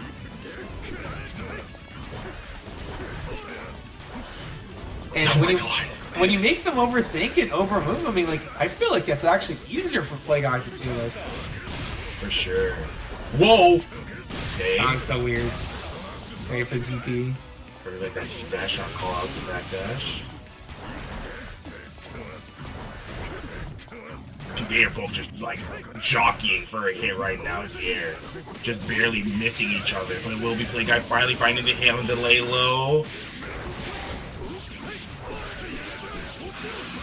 So much more modular pressure on the side of Block that kind of has heavier hits. And you can't really do a lot of gallings to call out certain things like a DP and like I've never seen this so well. Not over yet. Lots of health. Maybe I'll follow this Azrael guy. Good block on the 6V this time. Has the meter to keep that safe, but doesn't need to. I'm gonna be able to save that for one of these situations, but that's gonna be it. Oh man. Play guy just winning on all the margins, but especially when he's in control of the match. And you don't even need to be hitting them to be in control. Just once again, the pressure is so ambiguous. Not that he's committing to pressure extensions when Sprite wants him to.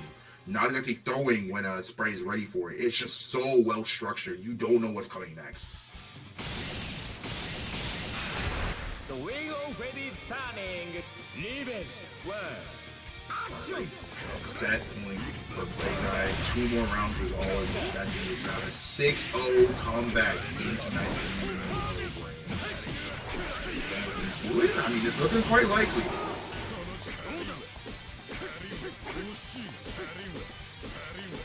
Oh my god, and now he's just reduced him to respecting the two-way. Two-way That's right version. from far out. Good jump on the throw, but didn't get confirmed. Oh my god, and now he's getting another confirmed straight into the corner. That play that drop. Spot, delay, and now we're getting stuck in another situation where not a lot of health to deal with, and a big hill to climb. Oh yeah, we're actually getting the kill. Play guy, perfect. One more round is all that's needed. And Sprite muster up the will. Oh my god, Play Guy's just completely on top of everything, calling out the forward dash in the neutral. And 3.4k off a 2A. Sometimes this character can be good. Sprite can't move. Sprite's getting stuck. Even when Sprite gets a hit, I don't know, have a lot of hard time on the offense in terms of getting these openings. Oh, good active defense, 5D, trying to be able to get that overhead going, but Play Guy is already fuzzy jumping in that situation. And now, if you're Play Guy, you're realizing Sprite, no burst online, no meter, really has to take these risks in order to get these wins. But ooh, look at this damage! Yo, we are putting it online right now, and this has to be it, because Play Guy is on set point. That is the 5B of the gods. Just needs the super to convert to take the win, and that is gonna be it. Play Guy is going to be your winner for Boston Blue Beat tonight. Ladies and gentlemen, Ragna Blood Edge. This bottom tier really can do it. You'd love to see it. All right, you're trying to trigger somebody in chat, and maybe that somebody's me, honestly. Oh, this bottom three hero can really just, sometime if you're on top of your game, can just do it, and it's quite a sight to see. I got tears in my eyes, truly. Yeah, that is the guy who plays though. The guy who plays is just he's different.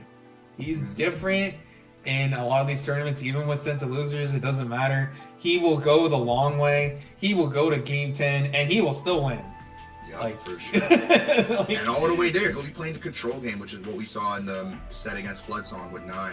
What we saw, especially in that set against Sprite, just really, really locking down Azrael's lack of movement options, lack of defensive options besides a really, really slow DP. And I think almost all those 2As, especially on like pressure resets after Dead Spike, always the OS behind it. So always like never really too susceptible to whatever Sprite wanted to do on defense. Like, just once again, control. I'm gonna keep my pressure ambiguous. You don't know what I'm gonna reset, but you also don't know what I'm gonna throw. You don't know what I'm gonna overhead. You don't know what I'm gonna jump cancel.